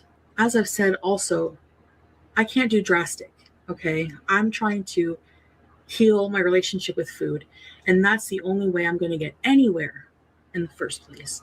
Otherwise, it's back to city, and that's even worse for my diabetes than the tacos I had for dinner. So that was pretty much the last we heard about her health or her diabetes for quite a while because she met Natter, the swordfish, and from there her health took a back seat as she focused on chasing him and using illegal drugs. So this is hibiscus drink. It's very healthy. okay, whatever. It was Dom. I told him that I had problems with my like blood pressure and my sleep apnea and diabetes. Dom is what she called Swordfish at first. One of the most delusional and ludicrous things she believed at the beginning was that he was going to help her get healthy. And he said that hibiscus. Yeah, good luck with that. Good luck with that. BB tried, and BB was a good man, but he tried. When he found out about Foodie's problem with food and that she was hiding pizza boxes all over the house and in the closet, and she caused a roach infestation, he tried.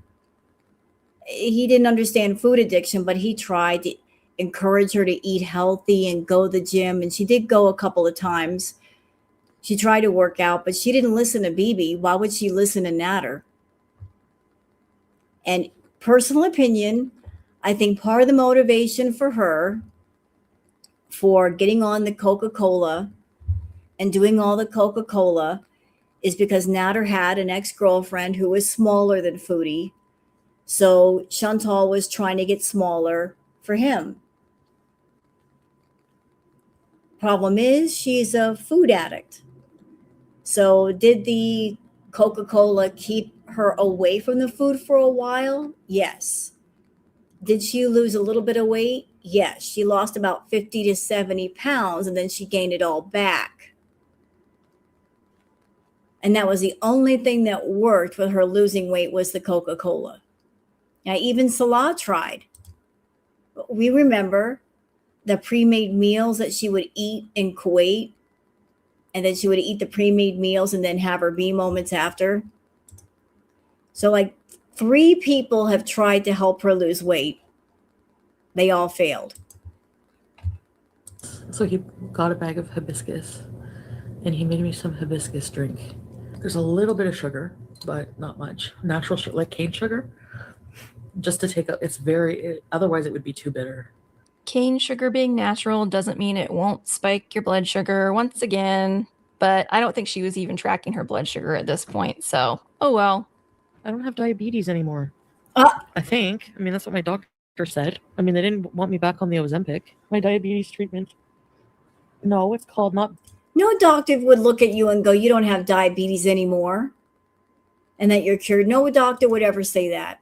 Because I'm not restricting myself fully and I'm going to therapy. That's what you do. And yes, you eat lakma sometimes. Remember when she was obsessed with lakmas and ordered them like every day? Yep. That eventually brought us this magnificent stream. Oh, Lord. Oh, Lord. I actually think they were looking at an A1C from like 3 years ago, but I didn't say anything. They're like, oh, your A1C. I said, do I need to renew my Ozempic? And they were looking at my file. And like I said, this doctor like doesn't remember me. I swear. Your A1C is 6. That's pretty good. So I'm just like, all right. Okay, let's break that down. So first she said, the doctor said I don't have diabetes anymore. Well, no, they said they don't want me on Ozempic anymore. Well, actually, I think the A1C numbers they were looking at were 3 years old. So when she told us her A1C was 6 and she said, you guys probably think I'm lying, she was lying. That was the number from 3 years ago. No, I'm not going to correct the doctor. It's not my job. Actually, that is exactly your job. As a patient, your entire job is to self-advocate. And if you think your doctor's made a mistake, point it out. Doctors are human. They mess up all the time.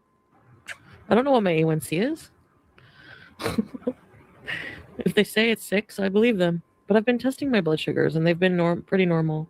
At this point, she had lost some weight from the drug use, not from Ozempic, which she only took for a month, maybe 2 months. So it is possible that that brought her blood sugar levels down a bit. Now, does that mean she cured her diabetes? No. No, but it's their job to give you accurate information, right? I don't have type 2 diabetes. I told you already. We should test my blood sugar. Because I haven't eaten today. Oh my god! 5.8. That's totally normal. Hey. I swear. 5.8. That's a normal blood sugar. Not really. According to the Mayo Clinic, a normal fasting blood sugar is less than 5.6. So that's a non-scale victory. My blood sugar levels being at a normal fasting. It used to be fasting was like at 10, at least 10, 11. So I am like just really happy. Celebrate with KFC gravy. I think it's the Bubba Ganoush. Eggplant every day keeps the diabetes away. Yes, it does! I have no more diabetes. I have no more diabetes. I have no more diabetes. Goodbye, diabetes. Goodbye. If she asked her doctor, the doctor would probably tell her there's a difference between not having diabetes and your diabetes being well controlled. But she doesn't really want to know. She'd rather just pretend that it's all gone. Yeah, my doctor didn't want to put me back on Ozempic either. She's forgotten already that she told us the reason the doctor didn't want her to go back on Ozempic was they were looking at her A1C from 3 years ago. Now, what am I going to do to keep it that way? Well, walking more was, I think, helping. Maybe walking for 5 hours helped. The walking she's talking about is because she had just gotten back from her weekend in Toronto with Natter. They went to the zoo the day before this and walked around the whole time. And so that was her 5 hours of walking. The zoo vlog also left us with this little gem, which I just love so much. Oh, it's a turkey. Who cares? Oh, That's not a turkey, that's a peahen. she thought that was a turkey. Chantal, I can even look at that and tell that's not a turkey. I should go for a walk tonight. One walk a day keeps the beatus away. Out. What do you think? Walking a day and having Bubba Ganoush every day. That's what I'm going to do to keep it that way. You ate so much sugar, your diabetes got diabetes and died. How did I cure my diabetes by eating 50 lakma? Can anyone tell me? Well, it's not cured, but also losing weight helps, apparently, even if you do it by using Coca-Cola. Actually, oh yes, I was really excited about my glucose. They did a glucose random. This was from another ER visit when she thought she might have COVID. So, of course, she went to the ER, not to a regular doctor's appointment. Why would anyone do that? Why would you go to a regular doctor appointment when you have all these health issues? No, just go to the ER. And like the interval, like they tell you what the normal intervals are. It's like between 4 and 11. Mine was 6.1. I remember every single time I used to go when I was like really badly into food. It used to be like 17 sometimes, really bad. So it's like 6.1. That's a really good sugar level. That might be a good level. It depends on when she last ate. If that was fasting, if she hadn't eaten for a while, that's not so great. I told you I cured my diabetes. You don't believe me. It's the proof right there. All right, my chart. Test results. 37-year-old female, 3 days of abdominal pain, nausea, and decreased PO, whatever that is. Decreased PO means basically decreased appetite. You're not eating as much by mouth as you normally would be. This was from February, where she had had abdominal pain for a few days and ended up going to the ER because her doctor said they couldn't do a sonogram in the office because she was too big for the table. Oh. So she wanted her to go to the ER and get a CT scan.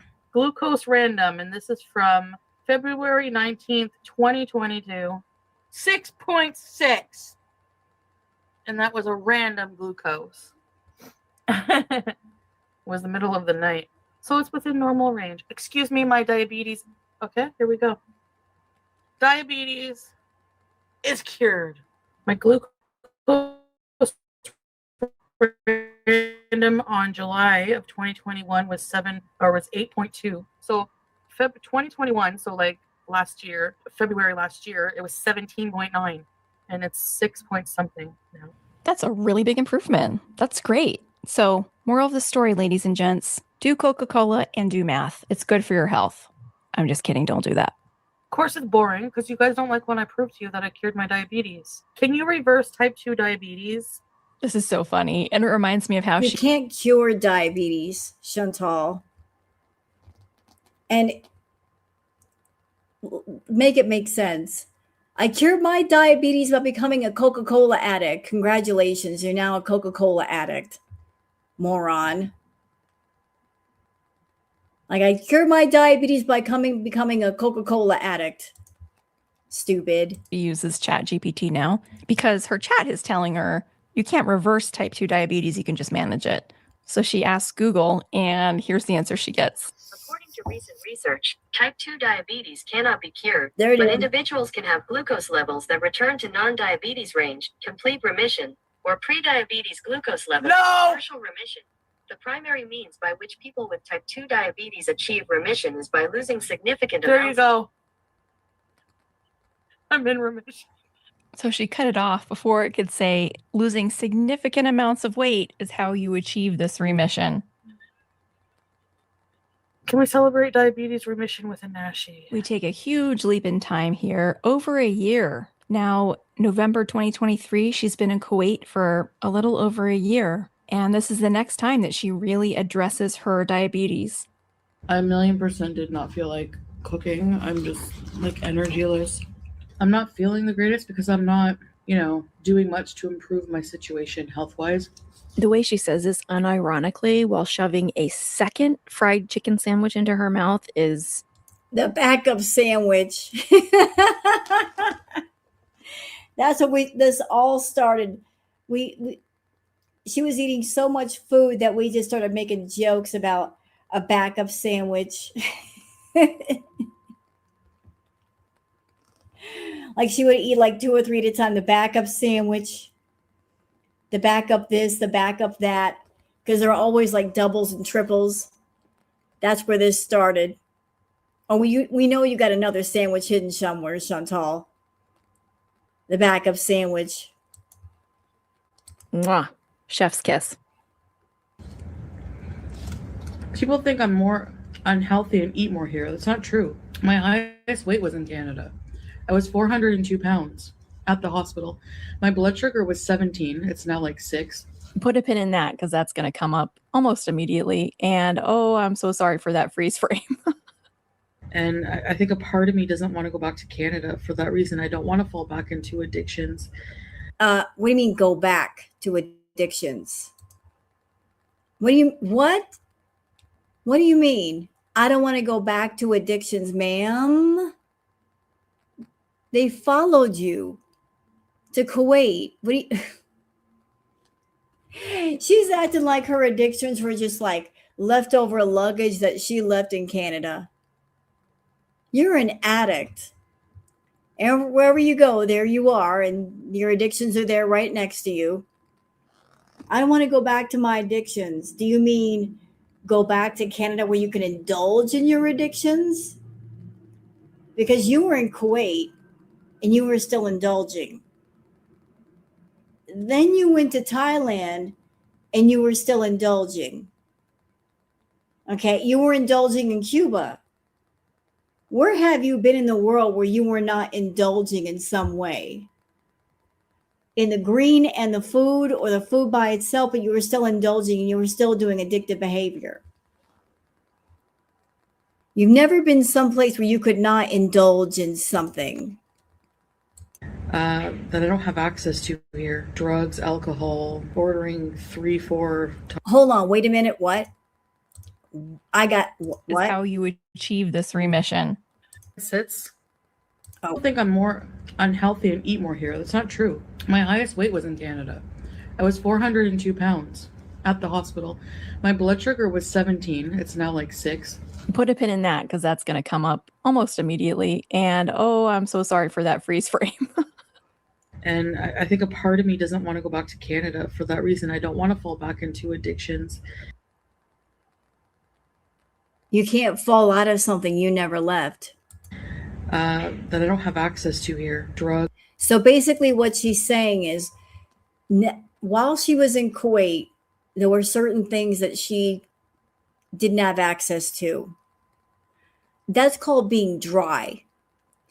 Like somebody who's a dry drunk. Somebody's addicted to alcohol. When they're a dry drunk, that means they can't get at the alcohol. But it doesn't mean that they are in recovery for the problem. It just means you cannot get to the thing that you're addicted to. You're dry. You're not in recovery. You're dry. So while she was in Kuwait, she didn't have access to certain things. And the fact that she was still addicted was very much on display, because every time she went back to Canada, she would overindulge. As soon as she would literally get off the plane and be indulging. So if she went to the Middle East to fix things or cure things, that did not work. It just put it on pause. And then when she got back to Canada, she would go wild. Like she just set herself up for a huge B moment when she got back. She wouldn't even make it out of the airport. Alcohol, ordering 3-4 times a day. I don't know, like just whenever I want, just being very frivolous and not good with money. The healthcare is pretty good here. It's actually really good. Like anytime I've used it, it's been very decent and it's very affordable. Okay, this is the biggest bargain ever. Okay, check this out. Blood sugar monitor. You get the Lancer, I guess you would call it. 50 Lancets. Is that what they're called? Yeah, Lancets. Blood glucose test strips. There's 50 tests here. That's an awesome deal. I am going to take my blood sugar because I do have that monitor now. And I want to show you guys what my blood sugar is. I do wonder why she bought that monitor. What was going through her mind that she was like, okay, it's been a year in Kuwait. Now I need to start testing my blood sugar. Because she hadn't really addressed it up to this point. As far as we know, she left her old monitor back in Canada. And I have been taking my blood sugar. It's kind of a problem. Well, it is a problem, a big enough problem. So, and why was it a bit of a problem? Now, if y'all remember the retro react that I just did like 1 or 2 ago, remember me showing you the clip where she and Salah were sitting on the couch and he talked about her being on a diet. And he told her, you have to lose 200 pounds. Instead, she gained 200 pounds. Maybe she made the promise to him, yeah, I'll lose weight, but instead she gained weight. So maybe her testing her blood sugar and caring about her diabetes, maybe that was because of Salah, because she did maybe make promises to him that she would get healthy. And those promises had to do with, oh yeah, we're going to travel, we're going to do things. And so he's waiting for her to get healthy enough so they can travel. Meanwhile, she's doing just the opposite. So maybe that's why she cared about her health in Kuwait, because she's getting worse, she's not getting better. Let me get to that first. Now, I did eat maybe like an hour and a half, maybe an hour and a half ago. So it's not going to be like a fasting blood sugar. But even my fasting blood sugar is like pretty high, 316. Remember when she said my blood sugar used to be like 17 and now it's 6? Yeah, that was just a couple weeks before. That's really high from what I gather. I'm not used to the MGDL. So my blood sugars have rocketed in not that long of a time. When she says not that long a time, she's talking about getting her blood sugar tested when she was in Thailand. If you remember, she and Salah went to Thailand together August 29th, 2023. And while they were there, she went to a clinic to get some blood work done, some health tests done, because they were trying to get her back into Kuwait on a family visa. That didn't work out. She ended up coming back in on a tourist visa again. But she did have that doctor visit. And she says that there they tested her blood sugar and it was 6. So that's what she's talking about. She got back to Kuwait from Thailand October 11th, 2023. So she's right. It hasn't been that long. But again, a random blood glucose sample is not indicative of really anything. It's just a snapshot in time. In order to know if your diabetes is controlled or not, you really need an A1C. I know I'm not taking care of my health. I mean, it's not rocket science. I mean, anyone with eyes can see that I'm not taking very good care of my health. Struggling with eating habits and lack of exercise. And all that stuff. So when I fast and wake up, I see something here? I knew that when she went over to the Middle East that she was going to gain even more weight. Because when she was in Canada, did she have access to the fast food? Yes. But she also was able to drive around and do things. There was the option of some activity that might have happened. Like she was in Canada, she knew where she was. She could drive. She could get out of the house. When she went to the Middle East, she was in the house all the time, alone, by herself. That's what she chose. That's what she wanted.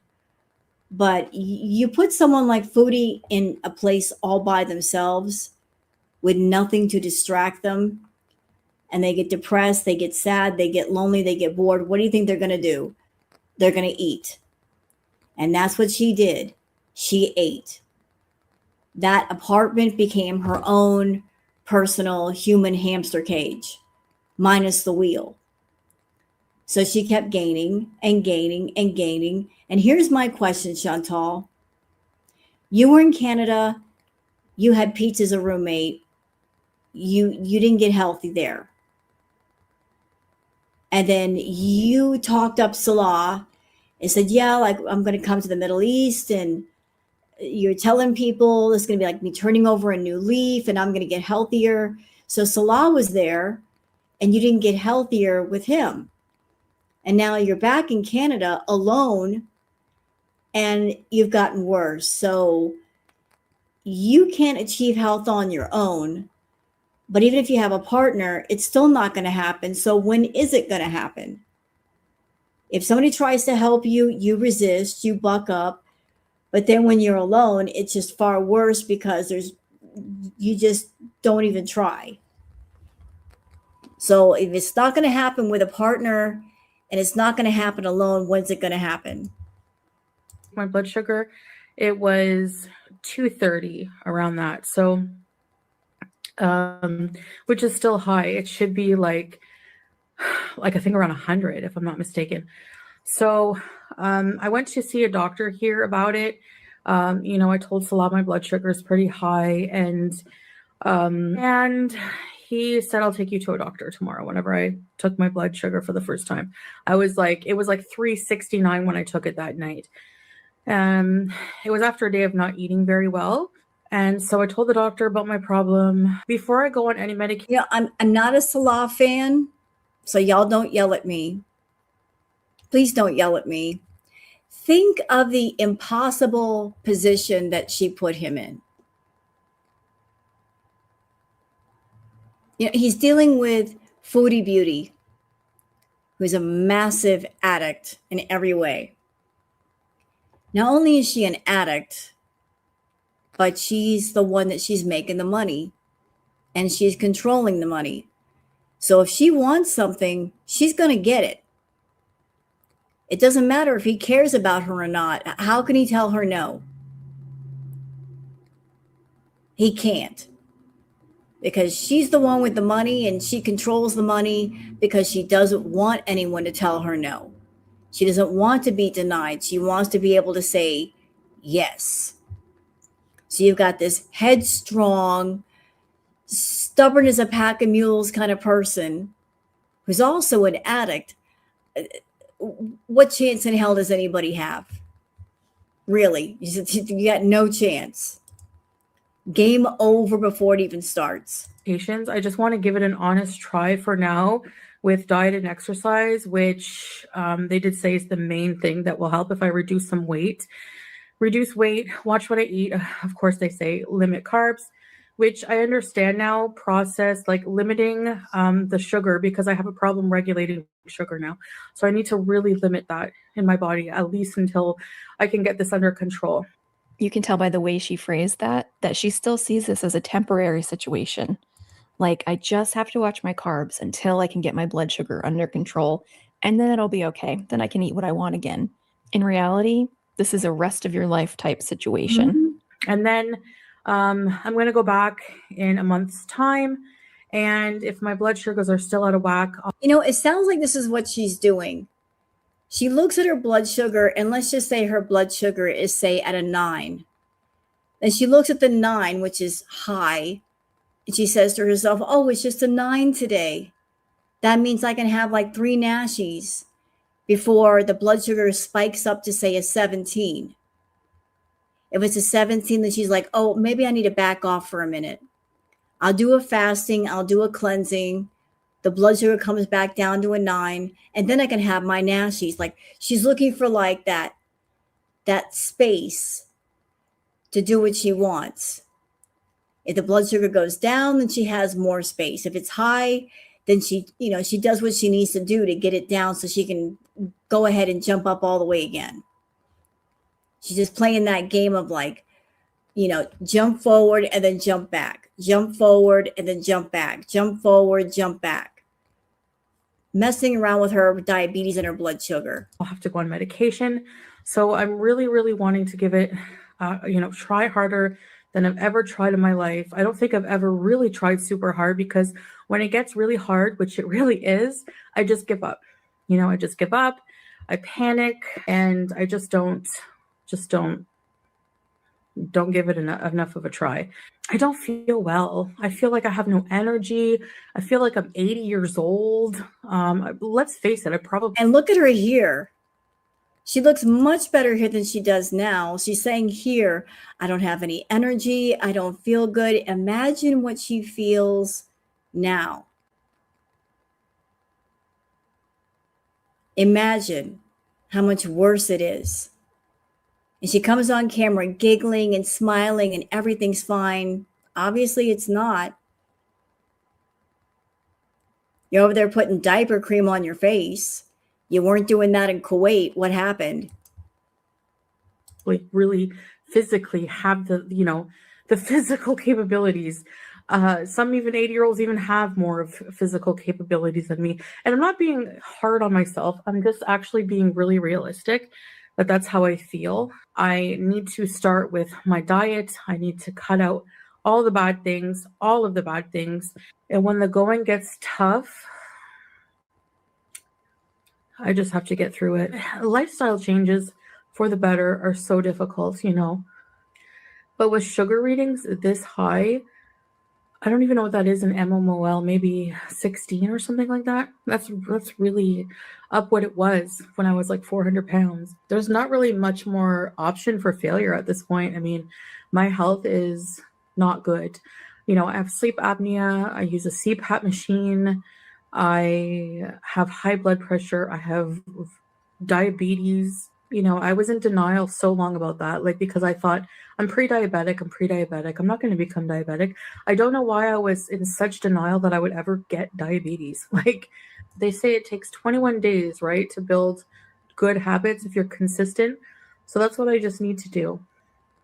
If nothing else, that's all I'm going to do. I know it's like, here we go again, and I don't blame people, but I guess time will tell. I'm really going to really try, because those blood sugar levels are really scary. My blood pressure is scary.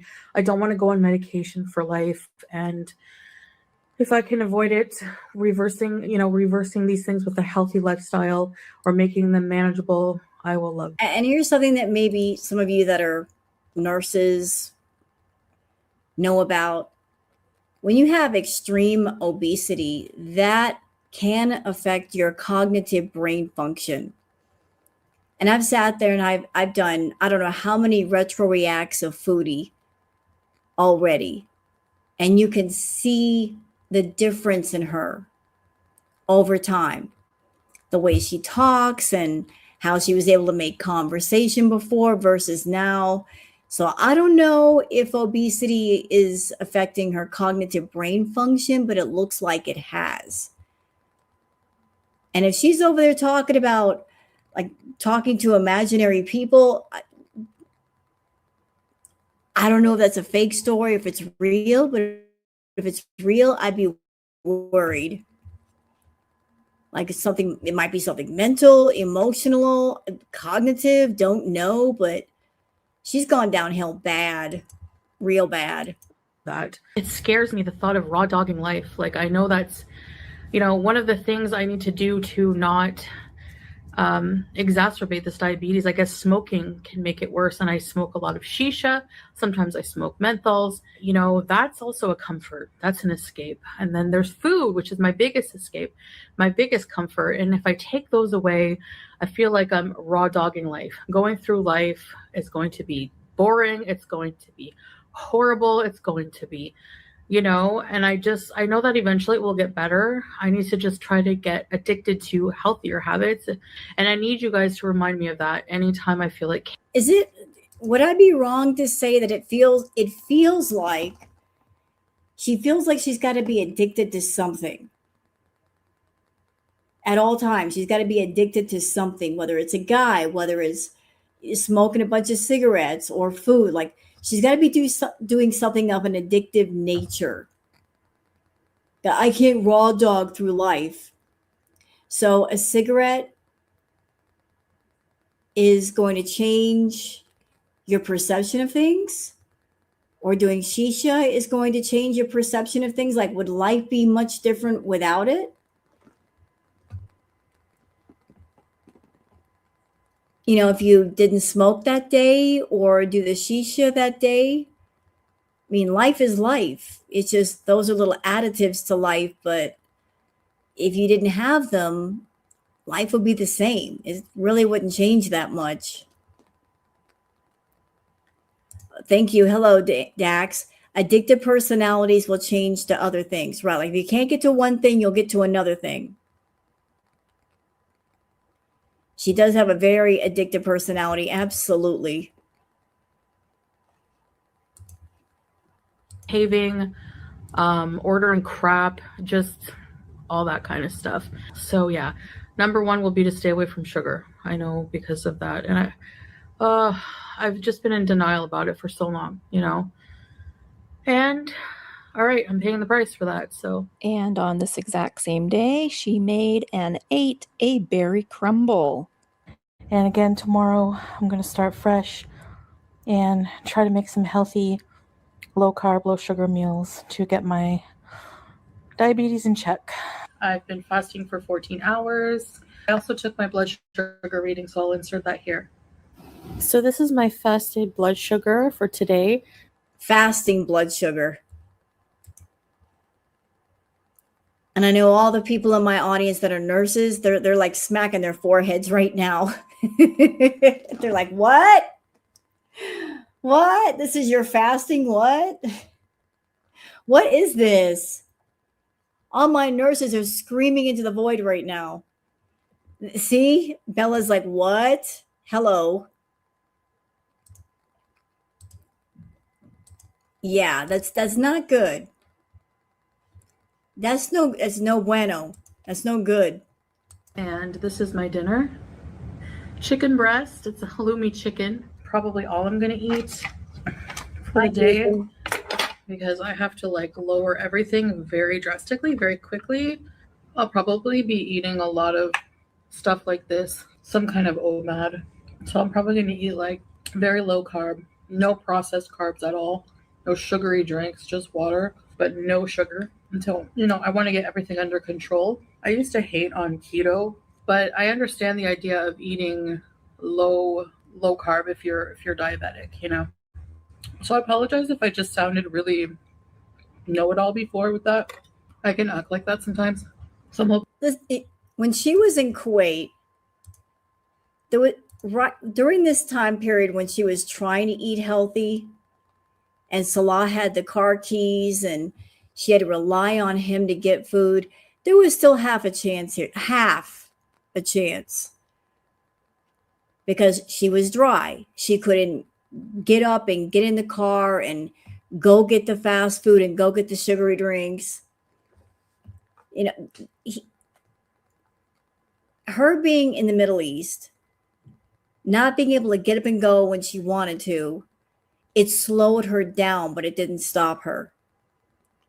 It slowed it down just a hair. But then when Salah gave her the car keys and said, do what you want, it became far worse. Because she would snatch up those car keys and have a B moment of glory and only bring the car back when she was done. So when she got them car keys, it was a wrap. The couch, the blue couch. We remember the blue couch. Salah remembers the blue couch. Not the yogurt couch. You're wrong for that. Why'd you have to say that? Now I can't eat yogurt no more. How dare you? Go to the corner. Why did you have to say yogurt? Why'd you have to say that? I like yogurt. Now I can't eat it no more, and I'm ruined for yogurt. Rude. Forget you said that. I'm going to be consistent with this method for a while.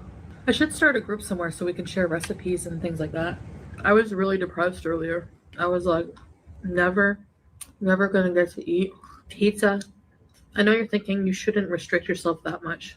Were you guys thinking that? I wasn't thinking that. I was thinking you probably need to restrict more. But right now I have to. Like, I can't even have things in moderation because it's not just about weight loss anymore, it's about health. And I can't eat things that will spike my blood sugar because like I'm literally on the verge of like literal health crisis. So I really need to be very diligent. It's just something that has to happen. There's no way around it. And it can be very depressing at first because when food is like when you use food to cope with things and you Up there it is. So she's confessing that food is an emotional thing to her. It is her everything. It is her go-to. It's her medicine. Like she's got way too many anchors on food. It's wearing too many hats and she's got to take them all off. take that away, you have to find whole new ways to cope. Yes, exactly. And this is why we're always saying that she needs therapy. Therapy could really help her uncover some of those reasons why she uses food that way and hopefully find something to replace it. Find new sources of joy in life, new sources of entertainment besides. And I can name one of the reasons why. Like one of the anchors that she's got on food. I already know.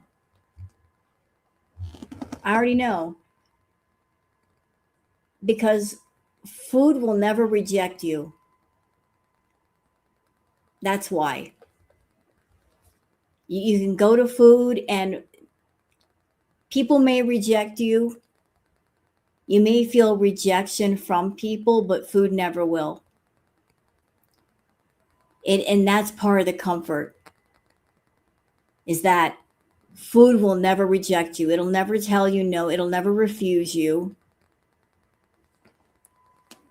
You can always go to food, and food will always be there for you. That's why. Tell me I'm wrong, Foodie.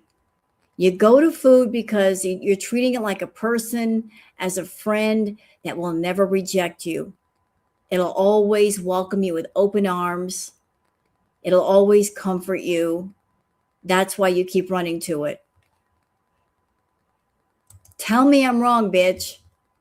Putting something in your mouth. And at the same time, eating healthy doesn't have to be boring and it doesn't have to be depressing. You can make really delicious meals while also keeping them lower carb. One of my favorite kind of meals to make is a sheet pan meal. You just put your protein and a bunch of veggies on a sheet pan, toss it in a little olive oil, salt and pepper and spices and herbs, and bake it. Oh, that looks good. I might have to try that when the whole virus thing passes over. Those look really nice. And man, it comes out so delicious, and it's so easy to keep it low carb in a way where you don't miss the carbs. If I keep eating the way I was and not doing any exercise, I don't really have a future. I don't have a good future. Nope. If I lose weight and get healthy, regain my health, Hey, Billy. I have a whole new life I didn't get to live before. So I'm just being really strict at first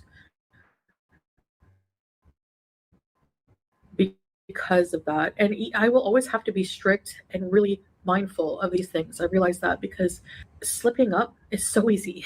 You know, all it will take is like one bologna sandwich, for instance, on white bread with chips, and I know that will cause a spiral. So Now, I'll tell you how easy it is, Foodie. Pick up your phone. It's just that easy. Just pick up your phone and point your little chubby finger at an app like Postmates or Uber Eats, DoorDash. In the modern age, it's just that easy to get to food. You don't even have to leave the house. Just use an app. Bing. You place an order, they bring your food. It's just that fast. You don't even have to leave the house. Like your phone is your enemy that way. The convenience of getting food anymore. It's everywhere. But if you don't want to leave the house, you don't have to. Somebody will bring your food to you. Really be abstinent in a lot of ways, unfortunately. So, and I have some marigolds. So we don't have an outside space, but they smell nice and they brighten up the room a bit. So I actually enjoy them. I remember when this happened and we all thought, man, that's really random. She's never had any interest in plants or flowers before. Why is she suddenly growing marigolds inside? That's what I was wondering. What the hell? Foodie grew something besides her fupa? When did this happen? I must have missed it. Shout out to Eyelash for pointing this out. Marigolds have some evidence of being a natural treatment for diabetes. What? So I think that she was growing the marigolds to try to use them as a supplement to avoid taking medication for the diabetes. I looked into the studies a little bit and there is some promise there, but the studies that I saw that showed good results used extracts from marigolds, not the whole flower, not like making tea from the flower, but like an extract that is much, much stronger than just what's in the flower. So just growing marigolds and eating them or making tea from them, not likely to be very effective on its own. Wow, that's something I didn't even know. I had no idea. Was that an accident? I mean, because Foodie's not much of a flower kind of person. Did she honestly think she can manage her diabetes with marigolds? I never knew that. So today is going to be a video that's going to make you roll your eyes and probably freak out in the comments. I will show you my blood sugar reading here. This is fasting for over 24 hours blood sugar reading. Okay, so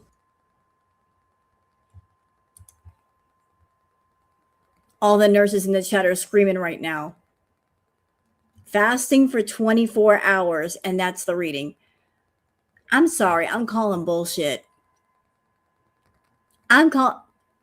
You fasted for 24 hours? I don't believe that. You can't go 2 hours without food, Foodie. What do you mean that's for 24 hours? Not possible. Since when do you go without food for a whole day?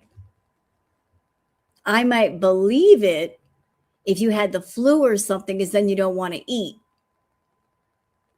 But 24 hours without food, when? How? this is my fasting blood. I have been sleeping all day because I'm not feeling well today, actually. My blood fasting was yesterday 2:30. Okay, hold on. Wait a minute. So did you take this reading as soon as you got up? I remember Salah telling us that Foodie would sleep between 10 to 12 hours a day, like an entire day. So Chantal, if you slept, let's just say for 12 hours, you took a nice long bear nap for 12 hours. 12 hours. And you're waking up and this is your blood sugar reading, that is bad.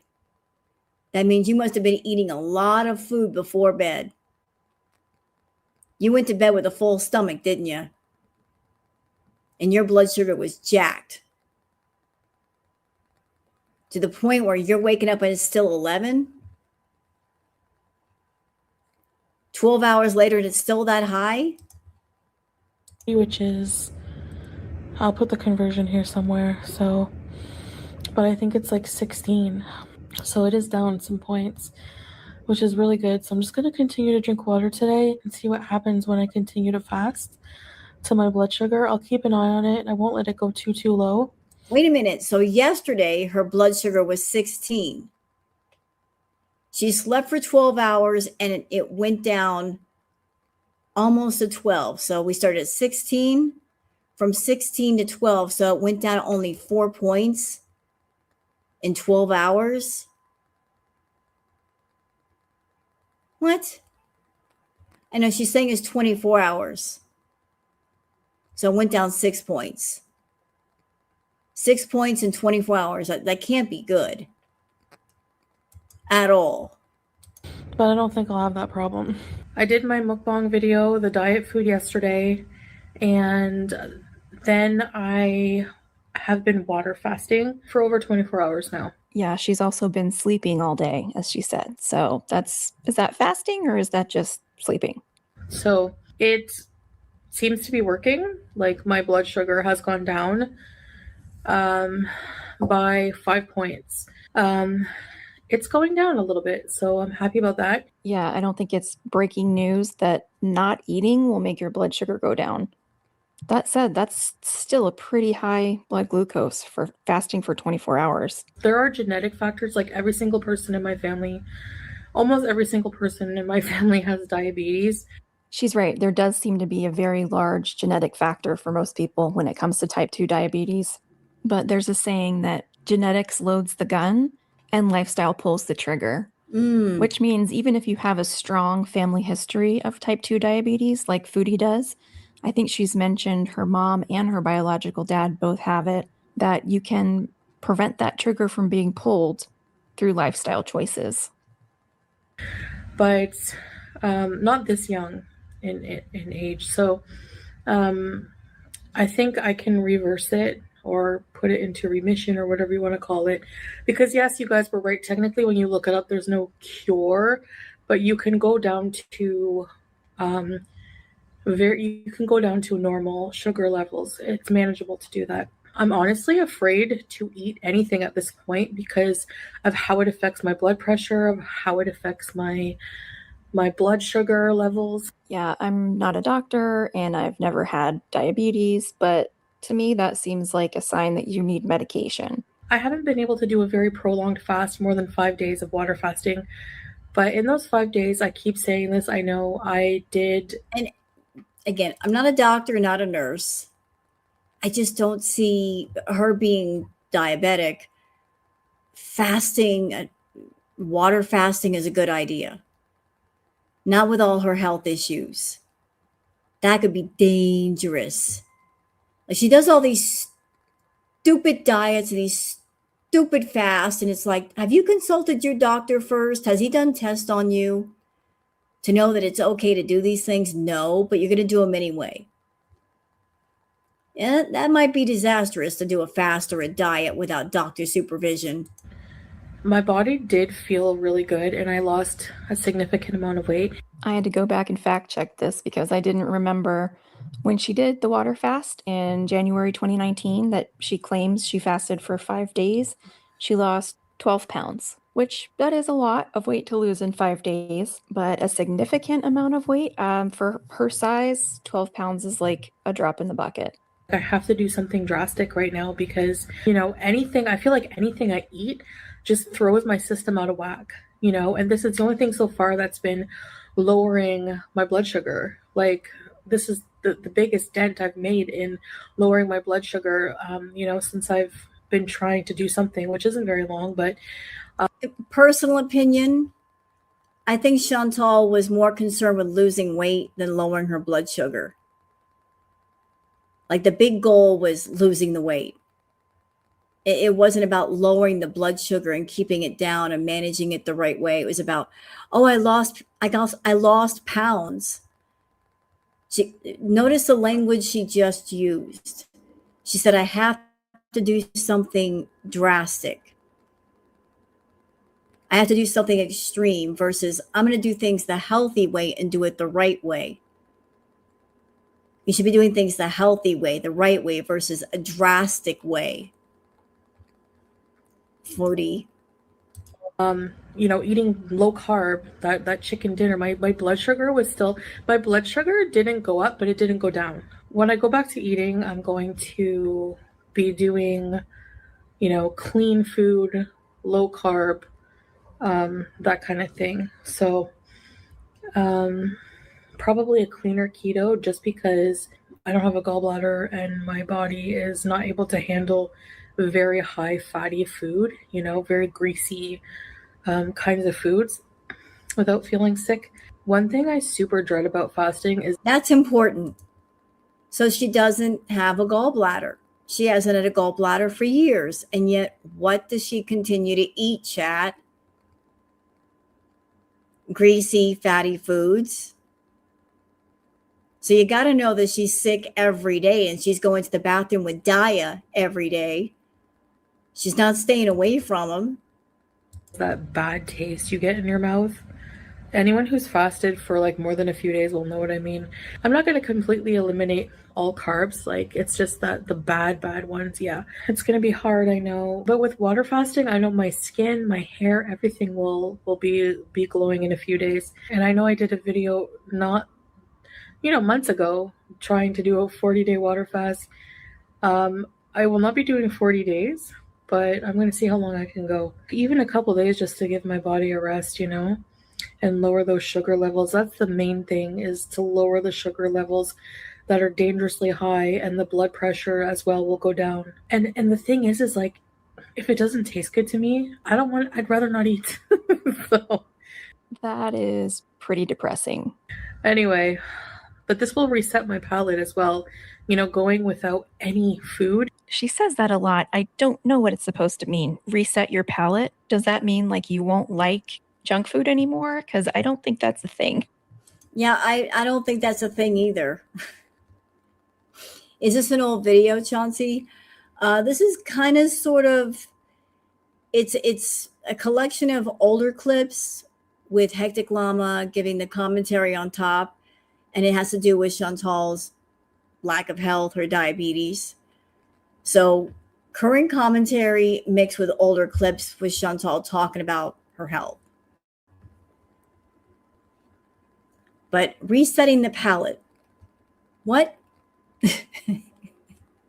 How do you reset your palate? How do you do a factory reset on the palate? No, I don't think that's possible. Not possible, Foodie. I don't know. I've never fasted for longer than like 24 hours. Is that a thing? Okay, we're about to find out how long she was able to successfully water fast. Place your bets now. How long do you think she made it?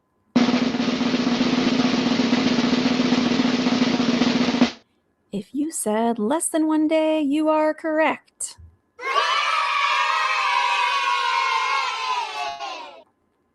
So, yes, I am eating something, because let me tell you.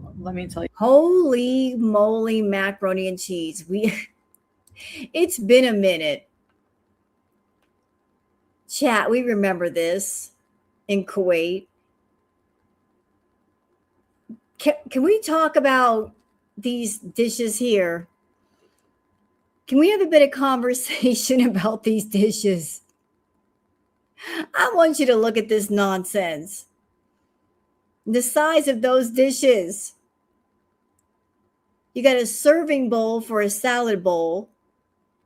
You got a serving dish for her plate.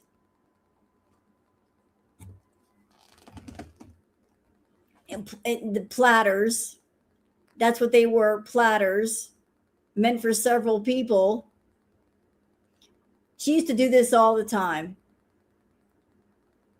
And you know what? Like, Foodie, like, I want to send you to the corner on this one. You're a food addict.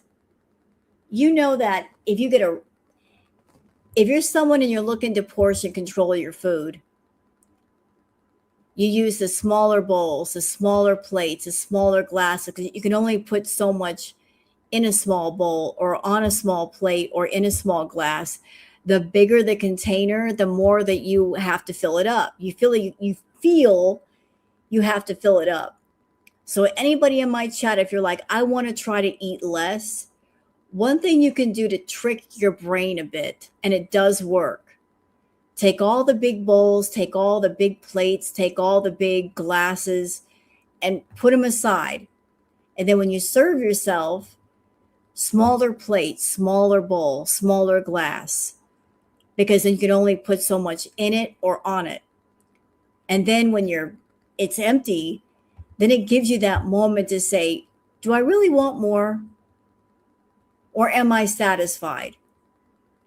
because if you use a bigger plate or bowl or glass, you will overconsume just by default. So like the smaller bowls, the smaller plates, the smaller glasses, it does work. It helps you like to portion control without, doing the lines on the plate thing. It gives you a moment to pause and go, do I really want more? I don't think I need any more. It's okay. I can stop here. But look at this. Excuse me, ma'am. The size of this bowl, I cannot with you. What happened last night? I couldn't sleep. I had the worst pain in my stomach and the worst headache. And I know that's the detox symptoms. Pretty sure that's just being hungry. Your stomach hurting and having a headache from not eating for a while, that's normal when you're hungry. That's going to happen when you fast. But like, it's crazy to me how she's surprised and alarmed by any amount of discomfort. Like, feeling hungry while you're fasting is to be expected. But to her, it's like an emergency. And of course, she had to eat. I wanted to have some blood work done to see what what's it called? Is it HbA? Susan says, what the fuck is this plate? It wasn't a plate. It was a serving platter. But for Foodie, that's an appropriate plate. It's a serving platter. There's more space on the plate to put more food. That is her plate. I mean, I don't know if you were around, Susan, but we remember the literal hubcap full of rice. That's what it looked like, a hubcap full of rice. Yeah. About this size. Full of rice. Lots of it. Is it A1C? They picked my finger to take a blood test. It was 23 point something. They didn't pick your finger, they pricked your finger. It's on the results. It was like 23, okay? Oh yeah, I forgot to mention, before this doctor visit, the day before, she uploaded a mukbang where she was eating Substop. So I'm sure that has nothing to do with her blood sugar getting so high. Backup sandwich. So that's really high. 23 mmol. A1C was 10. Okay, what are her numbers here? Let's see. HbA1c 10.4. Okay. And then I got some notes here at the bottom. I can't tell what they are, but I don't know what, I'm not a doctor. I don't know what these numbers mean. But they must be bad because Bella's saying, oh my. Missy's like, 10? Oh, for fuck's sake. It's not good then. So Actually, it was 10.4, and that's really bad. Actually, it was 10.4, and that's really bad. If you look up charts for A1C illustrating the different levels, most of them only go up to 10. No. So Foodie's all the way over here in the red zone.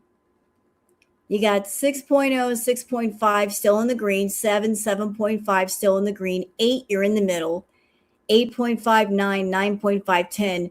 She's off the damn chart. It only goes as high as 10, and she's 10.4. This silly bitch is over here off the chart. Oh, I'm fine. She's off the chart. So being over 10, The 10.4 is basically get the fuck out of your numbers. that's pretty bad. Apparently, Foodie needs a chart that goes up to 11. These go to 11. So they did diagnose me with diabetes, like officially, even though I knew because my blood sugar levels were so high. Like, because I asked him at first, like, how should I be eating, for this? Because should I be eating keto, like very low carb? And he said, no, like really right away, like, no, don't do keto. It's very unhealthy. She doesn't explain this. I'm not sure if she understood it, that the reason, or at least one of the reasons the doctor didn't want her doing keto, is that her kidneys were also showing signs of damage. So a very high protein diet, not good for when you have kidney issues. Mm. And I was like, oh, okay. So yeah, he's like, you can eat carbs, but limit them and make them like healthy carbs, like a whole grain. You can have one slice of whole grain toast a day, kind of thing. After my blood test and everything, he ordered a shot of insulin to try to bring the sugar down. And I went down to the nursing station and they picked my arm with an injection of insulin. I don't know how much, but he's like, I want you to eat between 7 and 9 a.m. for breakfast, never skip breakfast, noon to, around 12 to 1 for lunch, and then dinner no later than 8 p.m. Like finish all your eating by 8 p.m. or so, and then don't eat again until the next day. Yeah, this is where she should have spoken up and told her doctor, that's not going to work for me. I don't sleep normal hours and I don't eat normal hours because. No, and that's another thing. Did y'all know that if you don't get proper sleep, if you skip your sleep or you're not getting enough sleep, that can contribute to weight gain? Your body produces cortisol, the fat hormone, and that can be because you're not getting enough sleep. So if you're not sleeping well, like you should, like it can cause you to gain weight, because when you don't get enough sleep, what happens? You wake up tired.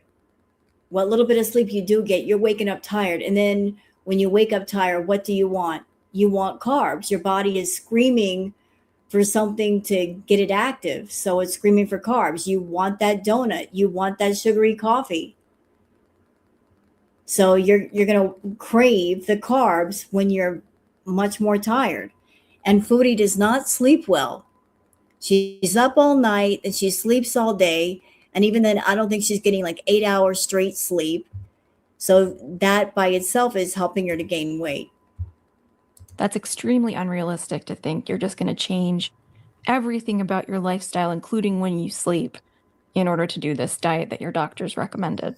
After my lunch, I just didn't, I slept for a while and didn't feel like, cooking anything. And now it's like kind of too late. So I have to wait till the morning. My blood sugar, when I tested it not long ago, like maybe an hour ago, it was 239, like the same.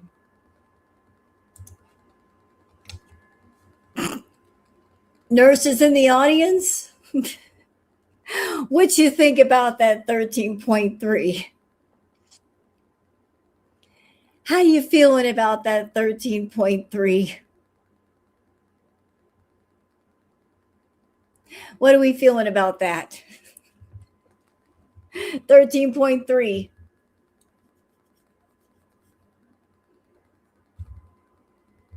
How are we feeling? Good Lord.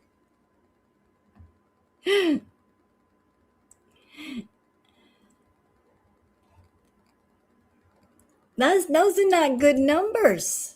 Imagine what she's doing now, though. Now, insulin takes a while to work, right? I mean, it's not just one injection. I don't know.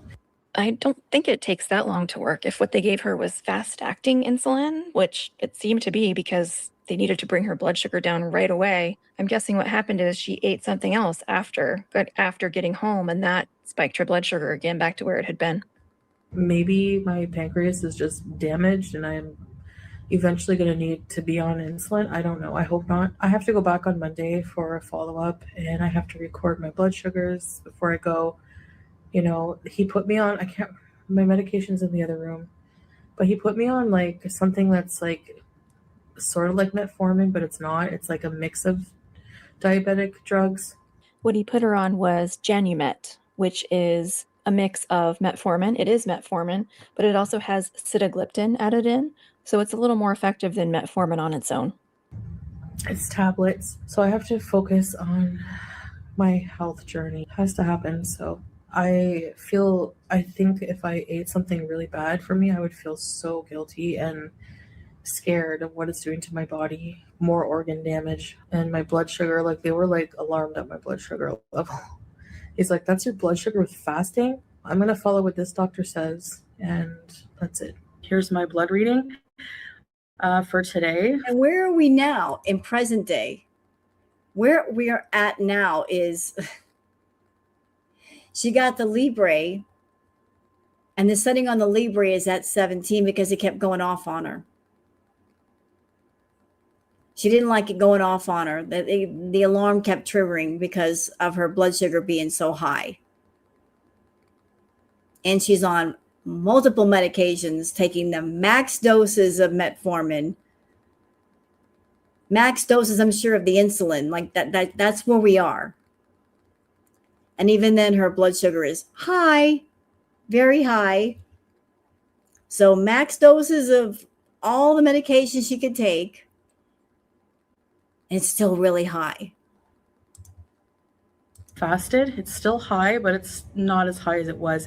Remember when I went to the doctor, my fasted blood sugar was like 414. And this morning, and my blood sugar fasting is 207, which is a pretty good drop.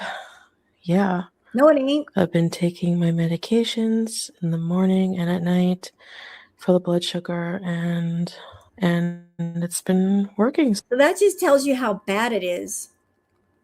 With the medications, it's down to an 11. Can you imagine if she didn't take them? How much higher that number would be?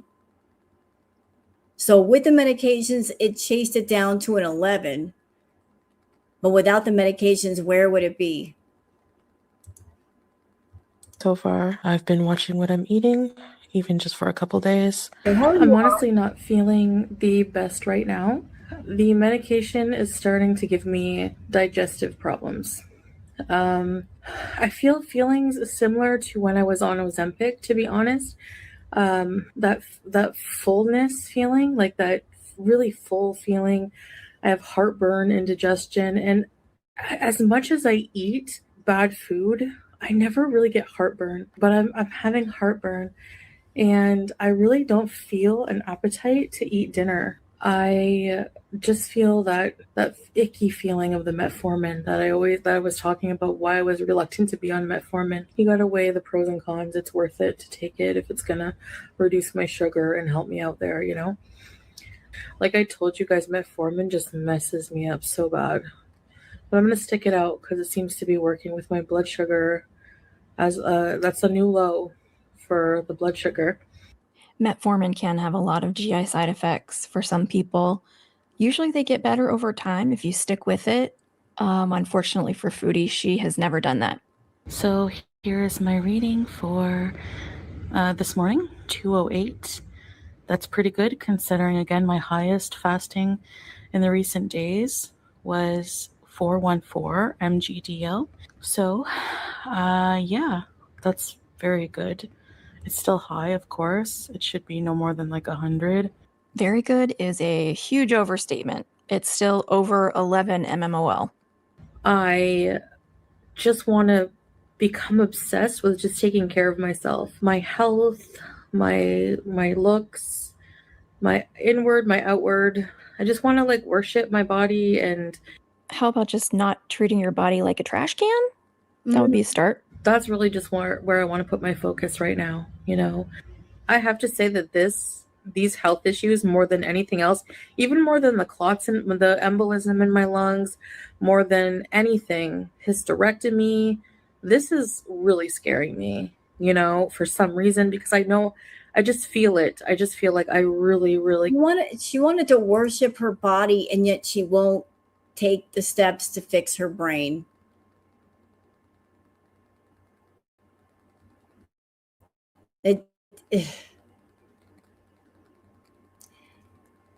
How can you be focused on the basement and the attic is a mess? The attic has been a mess, and you know it's a mess, and you know you need to clean it up, and yet you won't. So if the attic stays a mess, if there's cobwebs up there, if there's just clutter, if it's just a disaster, it's a horror show, does the basement stand a chance? If the top of the house is messy, then the bottom of the house is going to be messy also. You got to start from the top and work your way down. You got to put it all together. You can't just do one part and not the other. can't mess around. And I want to like beat myself, beat this unhealthy, self-destructive self and these health issues. They're not going to get me. Nope. Sorry. 6-pack health arc incoming, and that's exactly what's going to happen. She seemed pretty determined here, like she was really ready to make a change. But apparently it didn't go well because a couple days later she came on with this message.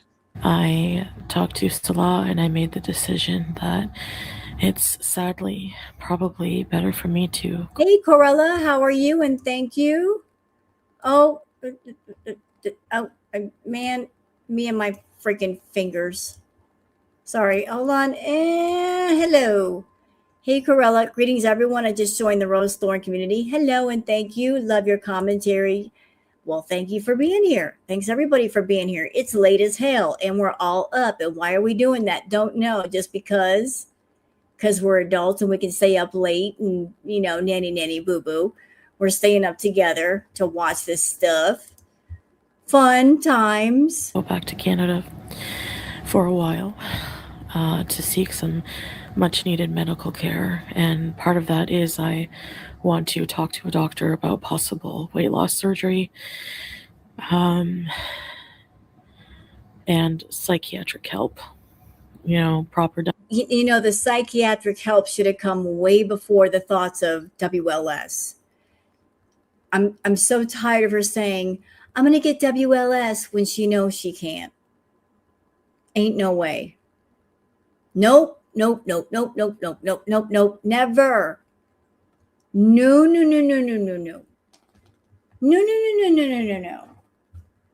They would never approve her for that. Never. Is this the Kybella time? I think it was right before Enos because she talked about going back to Canada. And the whole Kybella thing did not happen until after she got back. So I think this happened before she went back and then before the Kybella thing. Diagnosis, all that proper medication to get my diabetes under control as well. Certain medications for diabetes and also the surgery, of course, is covered in Canada. But before she could take us back to Canada, we got a different arc, the Unicity arc. Oh no, not this. Oh no, not Unicity. Oh God, it's been a minute. I forgot all about this. Who had completely forgotten that she joined an MLM to try to cure her diabetes? Just me? Because I had completely forgotten that. Today I'm going to be talking about some products I am going to be trying out, and it's something I've been looking for to increase my energy because I don't talk about this a lot, but I have chronic fatigue. There's not talking about it a lot, and then there's never ever having mentioned it before, and I would put money on her never ever having mentioned it before because I definitely would remember that. My guess is they went to the Unicity meeting, the sales pitch to get them to join, and they talked about how it can help people with chronic fatigue, and her ears perked up and she went, oh, I bet I have chronic fatigue. So I'm going to be trying first thing this Unicity Unimate. It tastes like a diet lemon iced tea, but like not as diety. She hated it. Look at her face. She hated it. If she's not raving over it, if she's not guzzling it down, she hates it. She's just sipping at it. She hated it. Is sweet, like a lemon iced tea, basically, like exactly like the Lipton. I'm telling you. I'll see how it helps my energy levels already, like from the caffeine. I don't know, like it must have enough caffeine in it because I feel already, feeling a little alert. I feel hyper, and you're gonna get it. Like a lot of MLMs, Unicity is based in Utah, in Provo, Utah, actually, which is around 90% Mormon. And if you didn't know this, Mormons aren't supposed to drink coffee. So alternatives to coffee, alternative drinks that still give you energy but are not coffee, are very popular there. Yep. True. Those that are Mormon do not drink coffee. But interestingly enough, there are soda shops and they sell dirty sodas. So coffee is a no-no if you're Mormon, but dirty sodas are okay. Even though coffee has caffeine and soda has caffeine, coffee is a no-no, but sodas are all right. And in the Mormon community, soda shops are a thing with all kinds of dirty soda. And you guys know I'm a fan of dirty soda. I love dirty soda. Why? Because dirty sodas are great. I've had them before. And what is a dirty soda? For those of you who've never heard of those, dirty sodas are essentially sodas with all kinds of stuff added. You can add coffee creamer, syrups, you name it.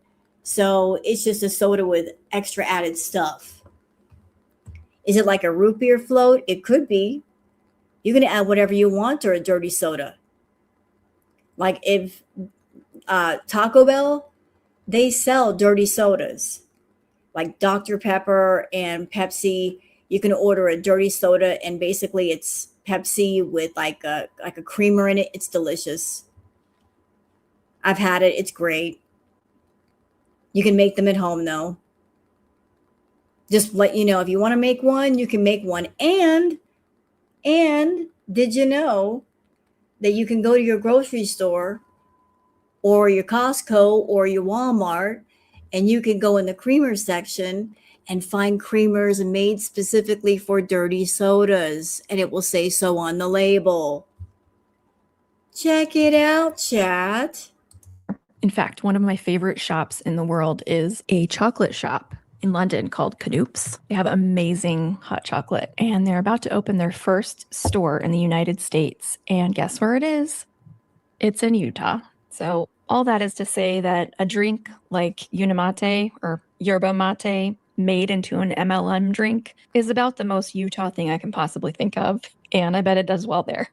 Salah has a lot of friends who recommended this whenever he, whenever we talked about like my health issues and stuff. So I'm going to add the water to my thing here, which still has a bit of residue from my Unimate.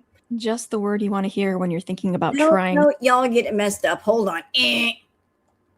No. I didn't say Coke and milk. That would just be madness. No. If you're going to make a dirty soda with creamer, like a coffee creamer. Like you go to the chilled section and you see like the bottled coffee creamers, that stuff, not milk. What's the matter with you? No milk, like the liquid creamers, the bottled ones, like the one I've got that basically tastes like a Snickers bar, stuff like that. No milk, like sweetened condensed milk, maybe. There's all kinds of recipes for dirty sodas on YouTube, so check them out. What? Don't judge me because I like dirty soda. Something new to drink. Residue. Yum. The Slim product is the main goal is to reduce insulin resistance. It's to help with insulin resistance and help prevent diabetes. We have a global health crisis right now, which is insulin resistance or diabetes. Foodie Beauty, the public health advocate. And I mean, this couldn't come at a better time for me because I'm literally, that's my issue. I can combine with my medication safely. This is all natural. Did she ask her doctor about that? I'm guessing not. Something not having chemicals doesn't mean it can't interact with your medication. When you look up the ingredients of Slim, it's basically a vitamin drink with fiber added. So it's basically like taking a multivitamin and some Metamucil. Is that going to interact with our medications? Probably not, but it's always a good idea to check with your doctor before you start something like this. Also, I wanted to point out, she said it's all organic. It's not. Nothing on Unicity's website says anything about it. Funny moment. Hi, I'm Wilbur. What's his face? And I want to talk to you about diabetes.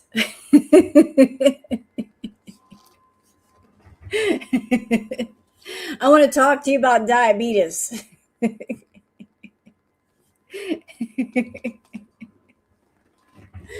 I got diabetes in a bottle that I put into my coffee. Diabetes. If you use too much of it, diabetes.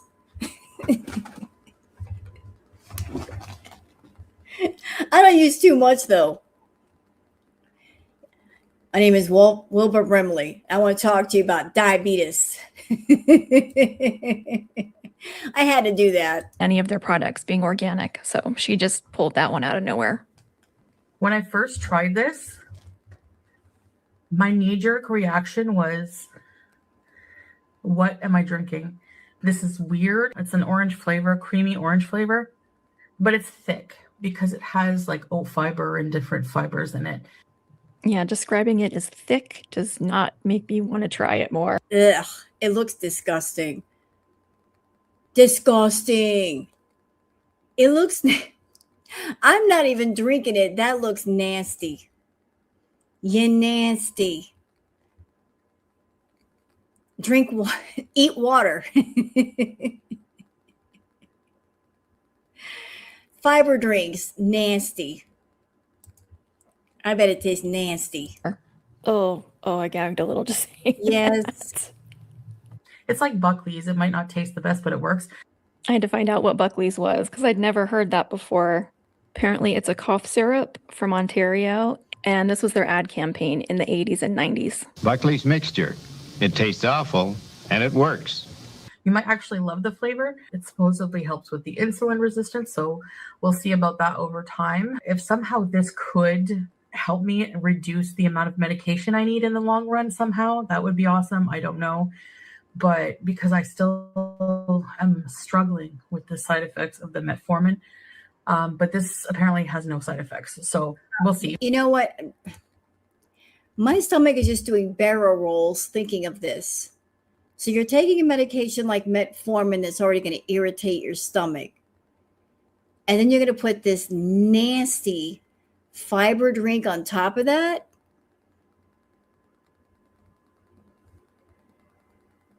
I just don't see how the two could mix well together. The fiber drink on top of the metformin.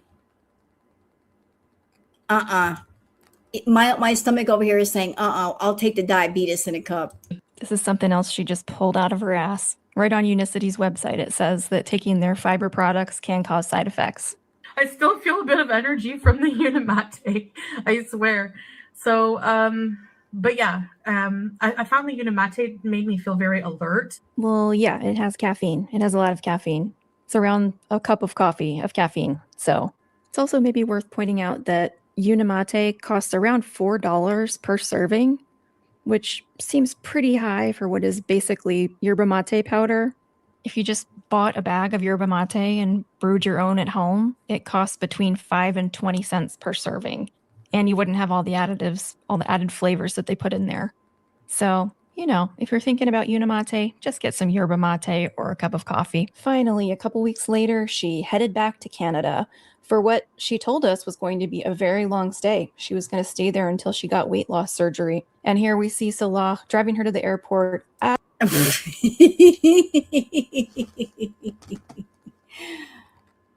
Look at him.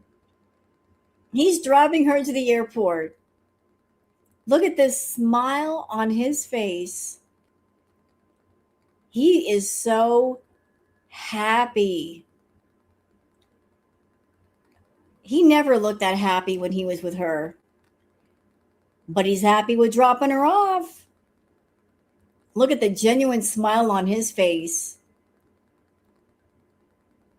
He just can't wait to get back to that blue couch.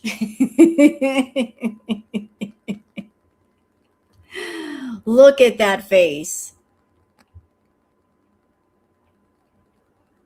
The happiest day of his life, indeed. And you know what? Him not being happy for as long as he could have been, that's his fault. Because if he had been a good boy, if he did not wander his way into the Beezer garden and walk up to the beezer tree and try to grab an apple and take a bite, she would have stayed gone a little bit longer. But he did a naughty no-no.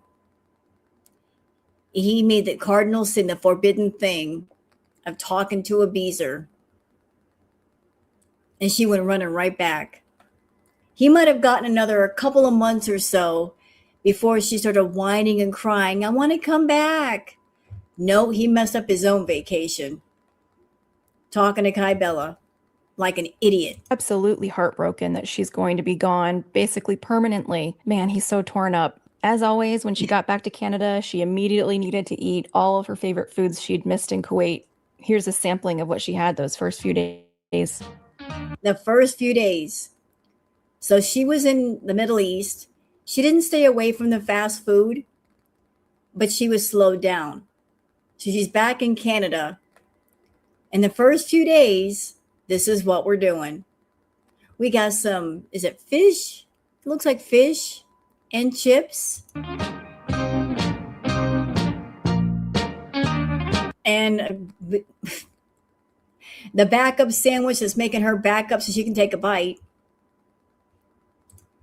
She got to back that throat all the way up to get that sandwich in there. Lean back, Foodie, lean back. Sugar, sugar, sugar, oh so sweet. Oh no, not the stovetop.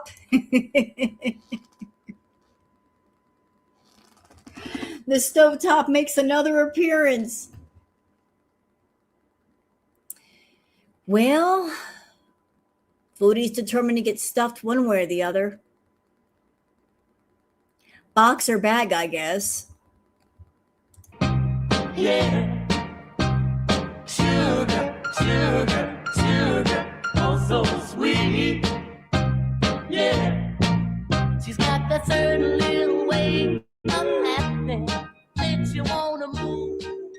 I was in the ER for like 12 hours.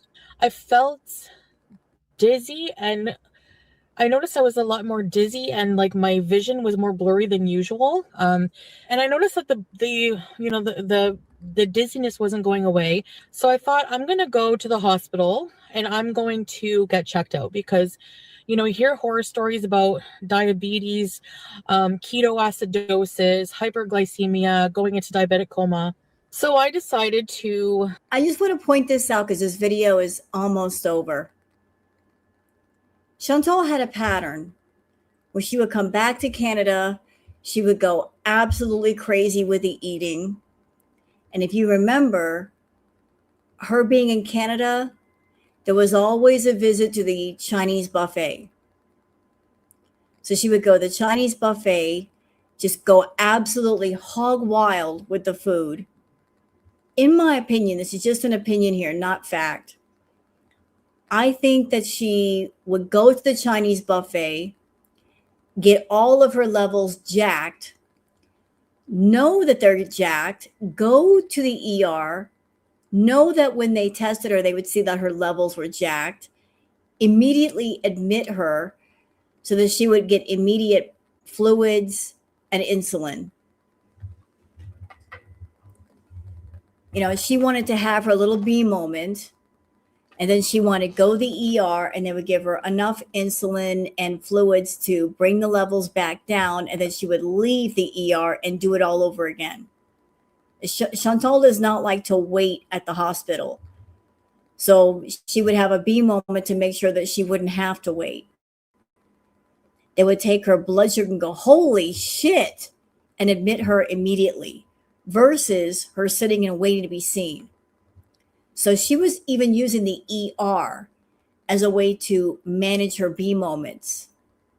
Like, I want to go out, I want to have a B moment, I want to jack up my blood sugar and all that to dangerous levels.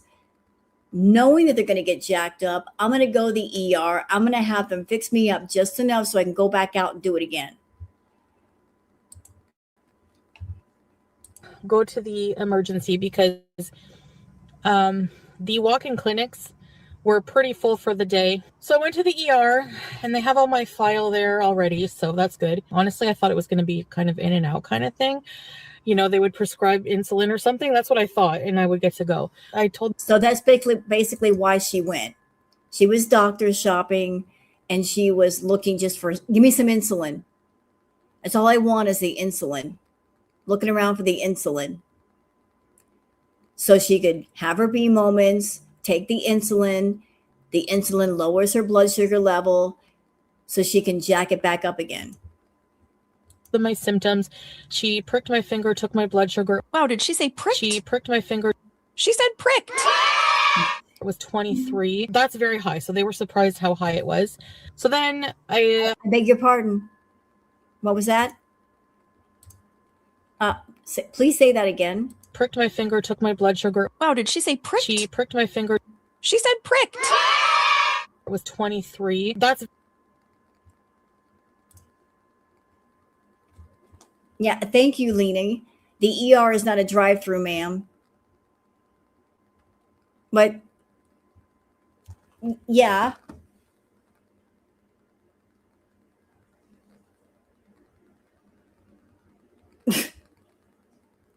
$23.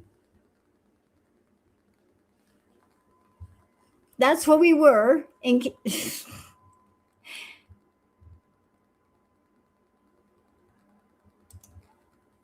Very high. So they were surprised how high it was. So then. And that's probably why they admitted her immediately. They looked at her levels and said, what how are you still walking? We need to get you in here right now. We can't have you wait.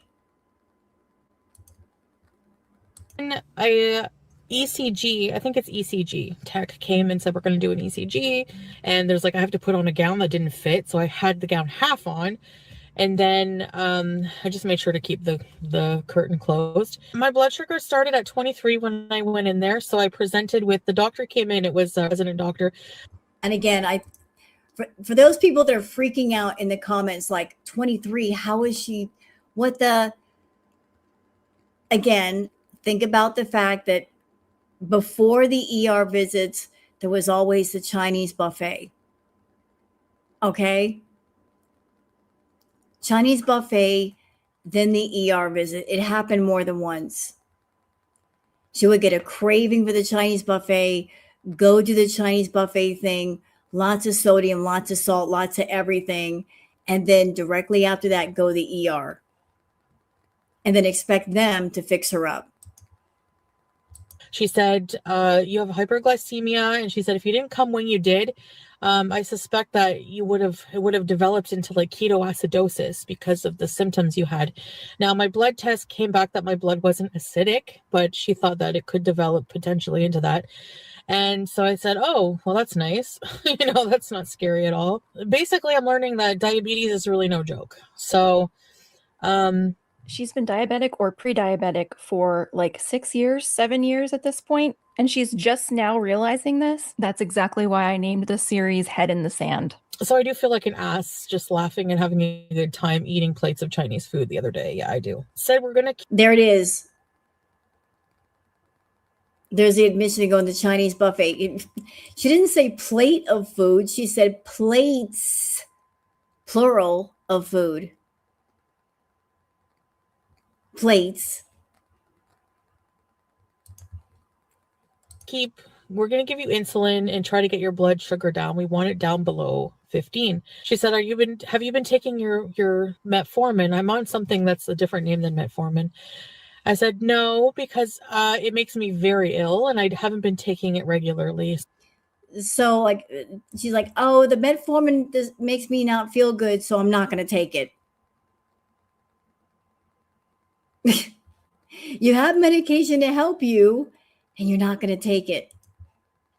So that's a no-no also. So she's been eating whatever she wants, not tracking carbs, not tracking blood sugar, and also not taking her medication. I mean, it's crazy she didn't end up in the ER sooner. She gave me my first dose of insulin and then took a blood test about 20 minutes later. My blood sugar went down to 16.5. Yeah, I was, there for many hours at that point. And then they tested, my blood sugar.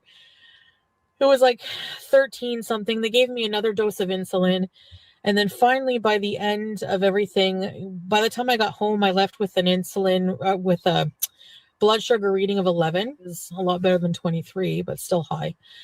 They had to give her multiple doses of insulin to bring it down to like a manageable level. I was starving. Like, I felt really dizzy and nauseous though, but I was still hungry. Like, so the lady said, we want to give you something to eat to see how you tolerate it. So she brings this sandwich that was like, the hospital food is horrendous. I'm sorry. But I ate some of it because that was the best sandwich when you're starving. Okay. They gave me water. So I ate that in the water, but then they gave me apple juice, like full sugar apple juice. So she's been telling us all this time that fruit sugar is fine. It doesn't affect diabetes the way that refined sugar does. So why is she mad at the hospital for giving her fruit juice? And a full sugar, not diet, low fat, gluten-free. It was a whole sugar loaded muffin, apple cinnamon muffin. And I'm thinking, I'm in the hospital in observation for hyperglycemia, and you're giving me sugar, because if I would have eaten that and drank the apple juice with it, they would be giving me more insulin, I'm sure. I don't know what the protocol is, but didn't the nurse say we're going to give this to you to see how you tolerate it? So I would assume that they wanted to see how it affected her blood sugar to eat something like that. It was just so weird. I was telling Salon, like, I'm here for hyperglycemia and they're giving me sugar. Well, if you were sitting there in front of a nurse and you're in there for your conditions and they're offering you apple juice and a full sugar muffin, was there anything stopping you from looking at them and saying, "Can I ask a question?" Because I'm curious. I'm a diabetic, and I came in here because my blood sugar was too high. Why are you giving me apple juice and why are you giving me a full-on muffin? You know, you're an adult. You can't ask questions. I'd be asking questions. I'm sure they'd be very happy to answer your questions. Why didn't you ask? So I didn't eat that. They didn't prescribe me insulin. They told me to just stay on my metformin type of drug that I have from Kuwait, and to follow up with a family doctor, which I don't have. So that won't be happening. Yeah, that's what the ER does. They get you out of immediate danger, and then you have to follow up with your regular doctor. She really thought she was going to walk in there, come out with a prescription for insulin, and not have to go see a family doctor. That's not She was doctor shopping. how any of this works, Foodie. I don't know how she hasn't figured this out by this point. You know what she wanted to do? She wanted to go out, have a bee moment, go to the Chinese buffet, go wild, go to the hospital. They give her the insulin and all of the fluids and get her all fixed up, and then give her some insulin and then send her on her way. So she wanted to basically wreck and ruin herself, and then she expects the ER to fix her all up so that she can go out and have another bee moment, and then lather, rinse, repeat. So the ER is supposed to be like the repair shop for all the damage she does to herself. I'm going to go out and I'm going to have a bee moment. I'm going to do what I want to do. I'm going to be stupid.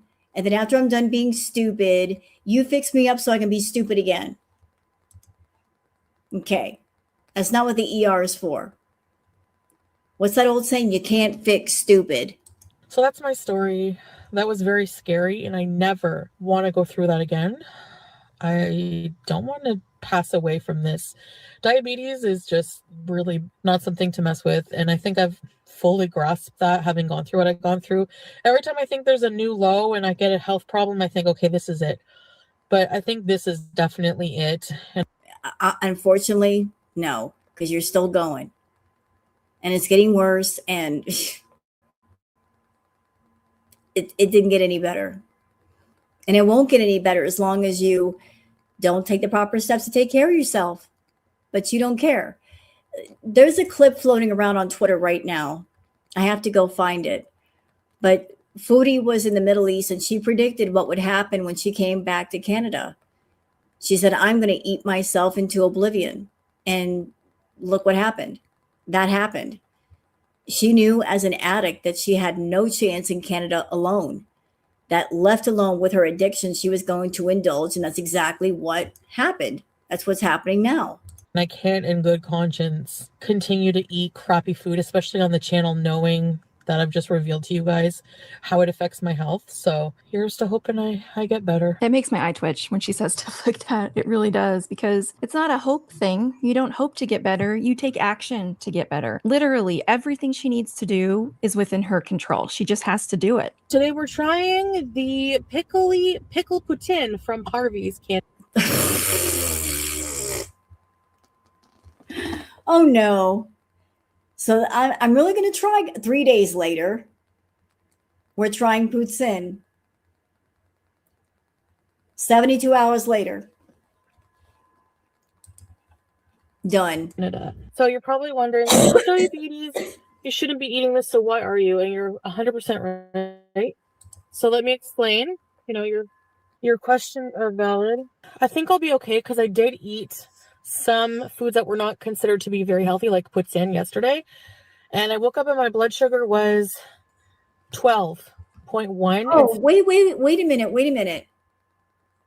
So she ate poutine yesterday and she's eating it again the following day. Okay. So we're eating poutine 2 days in a row. Yet gravy and fried potatoes. Fabulous. Absolutely fabulous for diabetes, don't you know? Of 13.6. And it was the highest it was a couple days ago was 23 a few days ago when I went to the hospital. She thinks as long as it's not the worst it's ever been, she's doing great. And unfortunately, that's not how that works. So it is coming down. I think it's because I'm taking my medication regularly and I'm not or eating late at night. I eat during the day. Some of the things are not healthy, but I eat a moderate portion. I don't overdo it. I drink my Unicity. Okay, there's the bargaining again. She thinks she can bargain her way around the diabetes, around the food addiction, around the blood sugar, around the hypoglycemia. She thinks she can maneuver and negotiate and manipulate all that stuff, and you just can't. You know what I'm hearing right here? You know what this is? This is somebody like trying to negotiate with the addiction. Oh, if I eat healthy all day, then I can have a B moment at night, and the healthy eating in the front part of the day will balance out the bad eating at night. Like she's doing the teeter-totter thing, like back and forth, teeter-totter. You're trying to do like the balancing scale thing, but you can't do it here. You can't balance out like healthy with unhealthy, and the healthy cancels out the unhealthy stuff. No. That's you think you in your addiction, you think you're smarter than everything else. I'm going to bargain my way around the addiction. I'm going to negotiate my way around it. That way I can include it in things. I'm not excluding it. I want to keep including it. You can't do that. No. For eating, so it helps with the portion size. So I'm just trying to make small changes right now. Wow. So, okay, the date and time are wrong, obviously. It's not March, but this is me about 2 to 3 hours after having that poutine, the pickle. Back to 11. Poutine. And my blood dropped from this morning. It was 12.1, so that's good.